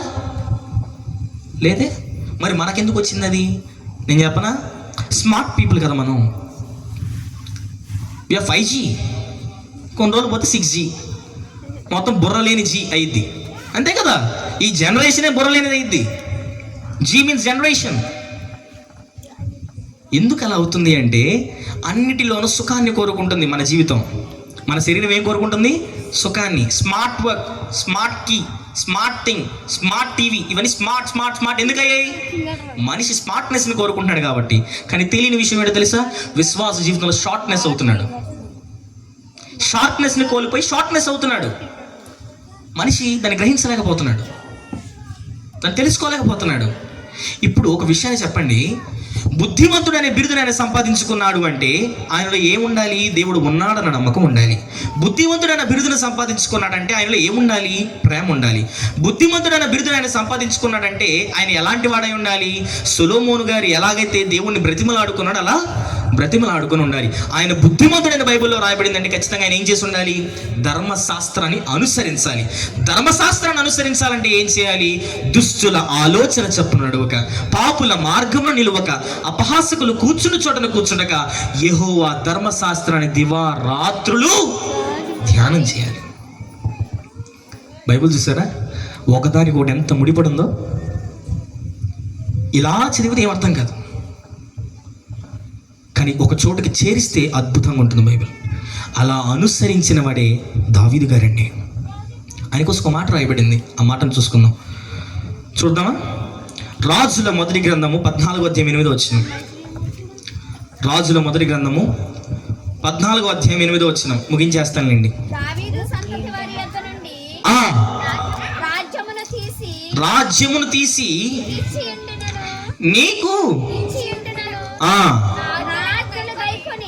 నా ఆజ్ఞలను గైకొని మనస్ఫూర్తిగా ఏం చేశాడండి ఆయన? ఏం చేశాడు ఆయన? అనుసరించాడు. ఎవరిని? దేవుణ్ణి అనుసరించాడు దావీదు గారు. దావీదు గారు ఎలాగైతే దేవుణ్ణి అనుసరించారో అలా దేవుణ్ణి అనుసరించిన వ్యక్తి ఎవరండి? హీరాము గారు. ఎవరు? హీరాము గారు. హీరాము గారు అంటే బైబిల్లో ఒక భక్తిపరుడు జీవితాన్ని మనం పట్టుకున్నామంటే ప్రతి భక్తిపరుడు తీగలాగితే డొంకంతా వచ్చినట్టు ప్రతి భక్తిపరుడు కనబడతాడు మనకి. ఇలా చెప్పాల్సి వస్తే రాత్రంతా చెప్పగలం. కానీ ఇది నా గొప్పతనం కాదు, బైబిల్ గొప్పతనం. నేను చెప్పగలనంటే నా ఉద్దేశం నేను చెప్పేయగలనని కాదు, బైబిల్లో అన్ని జీవితాలు ఉన్నాయని చెప్పడానికి చెప్పాను నేను. బైబిల్లో అన్ని జీవితాలు ఉన్నాయి, ఒకదానికొకటి ముడిపడి. ఈరోజు దేవుడు హీరాము గారిని ముందు పెట్టి మాట్లాడుతున్న విషయం ఏంటి తెలుసా? నీలో పూర్ణ ప్రజ్ఞ గల బుద్ధి ఉందా? అది సగం సగం కాదండి, ఆయనలో ఉంది. ముందు ఒక మాట పెట్టాడు దేవుడు, ఏమని? పూర్ణ అని. పూర్ణ అంటే ఏంటి? అరసున్నానా? పావు సున్నానా? పూర్ణ అంటే ఏంటి? సంపూర్ణంగా ఉండడం పూర్ణ అంటే. ఏ లోపము లేని భక్తి, ఏ లోపము లేని భయం, ఏ లోపము లేని నమ్మకం, ఏ లోపము లేని జ్ఞానం, ఏ లోపము లేని బుద్ధి ఎవరిలో ఉన్నాయి? హీరాము గారిలో ఉన్నాయి. అవన్నీ ఆయన సంపాదించడానికి గల ఏకైక కారణం చెప్పమంటారా? ఒకే ఒకటి, ధర్మశాస్త్రాన్ని ధ్యానించాడు ఆయన. ఎలా? దివారాత్రులు ధ్యానించాడు. ఎలా ధ్యానించాడు ఆయన? దివారాత్రులు ధ్యానించాడు. ఈరోజు బైబిల్ని దివారాత్రులు ధ్యానించేవారు ఎంతమంది ఉన్నారు? ఎంతమంది ఉన్నారు అని అడుగుతున్నాడు ఆయన. రేపు పొద్దున తీర్పు జరుగు దినమున వస్తాడా లేదా హీరాము గారు? వస్తారా లేదా? వచ్చి మాట్లాడతారండి. సమాధానం మన దగ్గర ఉందా? ఉందా? అడుగుతున్న ప్రశ్న ఆయన. మన దగ్గర జవాబు ఉందా? ఉంటే దేవునికి స్తోత్రం, లేకపోతే పూర్వీకులు పాట రాశారండి, చాలామందికి ఐడియా ఉండుంటుంది. నరకమను నది నిరతముండునయో, ఆ ఘోర నరకమునందు పాపులు బాధపడుతురయో. నరకం అనేది ఎలా ఉంటుందంట? నిరతము ఉంటుంది. అక్కడ వర్ణిస్తారండి, నోరులెత్తి కొట్టుకొందురయో, ప్రభు యేసు క్రీస్తును నమ్మనందుకు నొచ్చుకొందురయో. అంటే నోరులెత్తి కొట్టుకుంటారంటే ఎందుకు? అవకాశం దొరికినప్పుడు నేనేం చేశాను? అదే కాదా చేసింది ధనవంతుడు? లాజరు ధనవంతుడు, సందర్భం అదేగా. అవకాశం దొరికినప్పుడు సద్వినియోగం చేసుకున్నాడా? అక్కడికి వెళ్ళి అబ్రహాము గారిని బతిలాడితే ఏమొస్తుందండి? ఇక్కడ ఉన్నప్పుడు దేవుడు అవకాశం ఇచ్చినప్పుడు వినియోగించుకోకపోతే, ఒకవేళ మనం అదే స్థితిలో ఉంటే, దేవుడు ఈరోజు మనతో మాట్లాడుతున్న విషయం, ఒక ముఖ్యమైన విషయం చెప్తాను. హీరాము అంటే అర్థం ఏంటో తెలుసా? ఘనత వహించినవాడు. హీరాము అంటే అర్థం ఏంటండి? ఘనత వహించినవాడు. వహించాడా లేదా? ఘనత వహించినవాడా కాదా? తన జీవితంలో రాజుల ఎదుట సైతము తన నిపుణతను చూపించగలిగిన వాడు. ఈరోజు మనందరికీ మాదిరిని చూపించగలిగిన వాడు. బైబిల్ నిలిచి ఉన్నంత కాలం, ఆకాశము భూమి గతించేంత వరకు ఎవరి జీవితం బైబిల్లో ఉంటుంది? హీరాము గారి జీవితం ఉంటుంది. ఇలాంటి జీవితాన్ని కలిగి ఉండమని బైబిల్ ద్వారా దేవుడు మనకి చెప్తున్నారు. ఉందామా? మరి ఉందామా? ఒక్క విషయాన్ని చెప్తున్నాను, వినండి. పరలోకాన్ని స్వతంత్రించుకోవాలని గుడి కలిగిన వారితో మాట్లాడుతున్న విషయం ఇది. మీకు పరలోకం కావాలి అంటే, పరలోకాన్ని స్వతంత్రించుకోవాలి అంటే ఏం చేయాలయ్యా అంటే, ధర్మశాస్త్రాన్ని దివారాత్రులు ధ్యానిస్తూ ప్రార్థన చేయాలి. జ్ఞానాన్ని సంపాదించాలన్నా ప్రార్థన చేయాలి, బుద్ధిని సంపాదించాలన్నా ప్రార్థన చేయాలి. ఈ రెండిటి కోసం ప్రార్థన చేస్తూ ధర్మశాస్త్రాన్ని ధ్యానించాలి. బైబిల్ని చదవడం, ప్రార్థన చేయడం ప్రాముఖ్యమైనవి. ఇవి కాకుండా నువ్వెన్ని చేసినా నిష్ప్రయోజనమైనవి. అయ్యగారికి నెల నెల దశంభాగం పంపించేస్తున్నామండి, పరలోకంలో మాకు చోటు ఉంటుంది కదా. దశంభాగం ఇచ్చినంత మాత్రాన పరలోకంలో చోటు ఉంటుందని బైబిల్ ఎక్కడా చెప్పలేదు. దశంభాగంతో పాటు నీ దేహం కూడా నలగాలి. చేయాలన్న పని చేసిన వాడిదే పరలోకం. ఎవరిది పరలోకం? పని చేసిన వాడిదే పరలోకం. ఆ దేవుని నేను ఏదో కొంత ఇచ్చేస్తానండి, నాకు సరిపోయిందండి, నేను అది చేస్తానండి, ఇది చేస్తాను, ప్రార్థన చేస్తాను, పాటలు పాడుతున్నాడు, చాలదు. నీ దేహం దేవునిలో నలిగిపోవాలి. నలుగుతుందా? దేవుని కొరకు ఎంతవరకు నిలబడగలుగుతున్నావు? ఈరోజు దేవుడు మనకు తెలియజేసిన ఒకే ఒక్క విషయం ఏంటంటే, పరలోకాన్ని స్వతంత్రించుకోవాలని గురి కలిగిన వారితో ఆయన మాట్లాడుతున్న విషయం ఏంటంటే, హీరాము గారి జీవితాన్ని ముందు పెట్టి తన జీవితాలలో కష్టాలలోను, ఇబ్బందులలోను, శ్రమలలోను ఎటువంటి ఇబ్బంది కలిగినా నన్ను ఆనుకొని జీవించాడు. ఎన్నడూ నన్ను దూషించలేదు. నేను ఉన్నానని నమ్మాడు. అతని జీవితంలో దాన్ని రుజువుపరిచాడు. ధర్మశాస్త్రాన్ని అనుసరించి ఘనత వహించిన వాడుగా నిలబడ్డాడు. అలాంటి జీవితాన్ని మనం పొందుకోవాలి అంటే హీరాము గారు ఎలాగైతే జీవించారో మనము అట్టి జీవితాన్ని కలిగి జీవించాలని దేవుడు కోరుకుంటున్నారు. అట్టి జీవితాన్ని జీవించి పరలోకాన్ని స్వతంత్రించుకోవడానికి అర్హతను అందరూ సంపాదించుకోవాలని కోరుకుంటూ నేను మాటలు ముగిస్తున్నానండి. అందరికీ వందనాలు. చిన్న ప్రార్థన చేసుకుందాం. ప్రార్థన. దయచేసి అందరూ లేచి నిలబడండి. లేచి నిలబడినట్లయితే ప్రార్థన చేసుకుందాం. ప్రార్థన. మహాగణుడును సర్వోన్నతుడును మమ్మల్ని అతి మిక్కిలిగా ప్రేమించిన మా ప్రియపరలోకపు తండ్రి దేవా, ఈరోజు అనర్హులమైన మమ్మును, అర్హత లేని మమ్మును ఈ చోట చేర్చి పరలోకాన్ని స్వతంత్రించుకోవాలంటే ఏం చేయాలో మాకు తెలియజేశారు తండ్రి. మాలోని లోపాలను సరిచేసుకోవడానికి అవకాశం ఇచ్చినందుకు మీ కృతజ్ఞతలు తండ్రి. తెలుసుకున్న మేము ఒక చెవితో విని మరొక చెవితో వదిలేసేవారిగా కాకుండా మా హృదయమున పలకలపైన వాటిని రాసుకుని మా జీవితాల్లో మేము వాటిని చేయలాగా మాకు సహాయం దయచేయండి తండ్రి. ప్రతి విషయంలో మీకు కృతజ్ఞతాస్తులు చెల్లిస్తున్నాను తండ్రి. తండ్రి, ఈ సభను ఏర్పాటు చేసినందుకు మీకు కృతజ్ఞతలు తండ్రి. ఏర్పాటు చేయాలన్న ఆలోచనను ఎలీషా గారికి, వారి కుటుంబానికి కలిగించి వారి సంఘం అంతటిని సహకరించేలా చేసి వారి ద్వారా ఈ మహాసభను నిర్వహించినందుకు మీ కృతజ్ఞతలు తండ్రి. ఆ కుటుంబ నిమిత్తం కూడా మేము ప్రార్థిస్తున్నాం తండ్రి. ఇంకా అనేక పర్యాయములు ఇలాంటి సభలను చేసి అనేక సంగతులను, అనేక ఆత్మలను రక్షించలాగా వారికి సహాయమును దయచేయండి తండ్రి. వారి కుటుంబాన్ని రక్షించండి తండ్రి. మీరు వారి కుటుంబాలకి ఏదైతే అందజేయాలనుకుంటున్నారో ఆ మేలును వారికి మెండుగా దయచేయండి తండ్రి. అలాగే వాక్యాన్ని వినడానికి చేరి వచ్చిన ప్రతి వ్యక్తికి మీ చిత్తమైతే మంచి ఆరోగ్యమును, ఆయుష్ను దయచేయండి. పరలోకాన్ని స్వతంత్రించుకోవాలన్న కోరికను వారిలో కలిగించండి. ప్రతి విషయంలో మీపై ఆధారపడే మనస్సును వారికి అందరికీ దయచేయండి తండ్రి. మేమందరము మీపైన ఆనుకొని విశ్వాసంలో ముందు కొనసాగడానికి మాకు సహాయమును దయచేయమని వేడుకుంటూ మేము అడిగినవన్నీ పొంది ఉన్నామని నమ్ముతూ అందునిమిత్తమే మీ కృతజ్ఞతాస్తులు చెల్లిస్తూ ఈ ప్రార్థన మా అందరి సొంత రక్షకుడైన యేసుప్రభు వారి పేరట మనస్ఫూర్తిగా మీ పాదాల చెంతకు సమర్పిస్తున్నాను తండ్రి. ఆమేన్. అందరికీ వందనాలండి.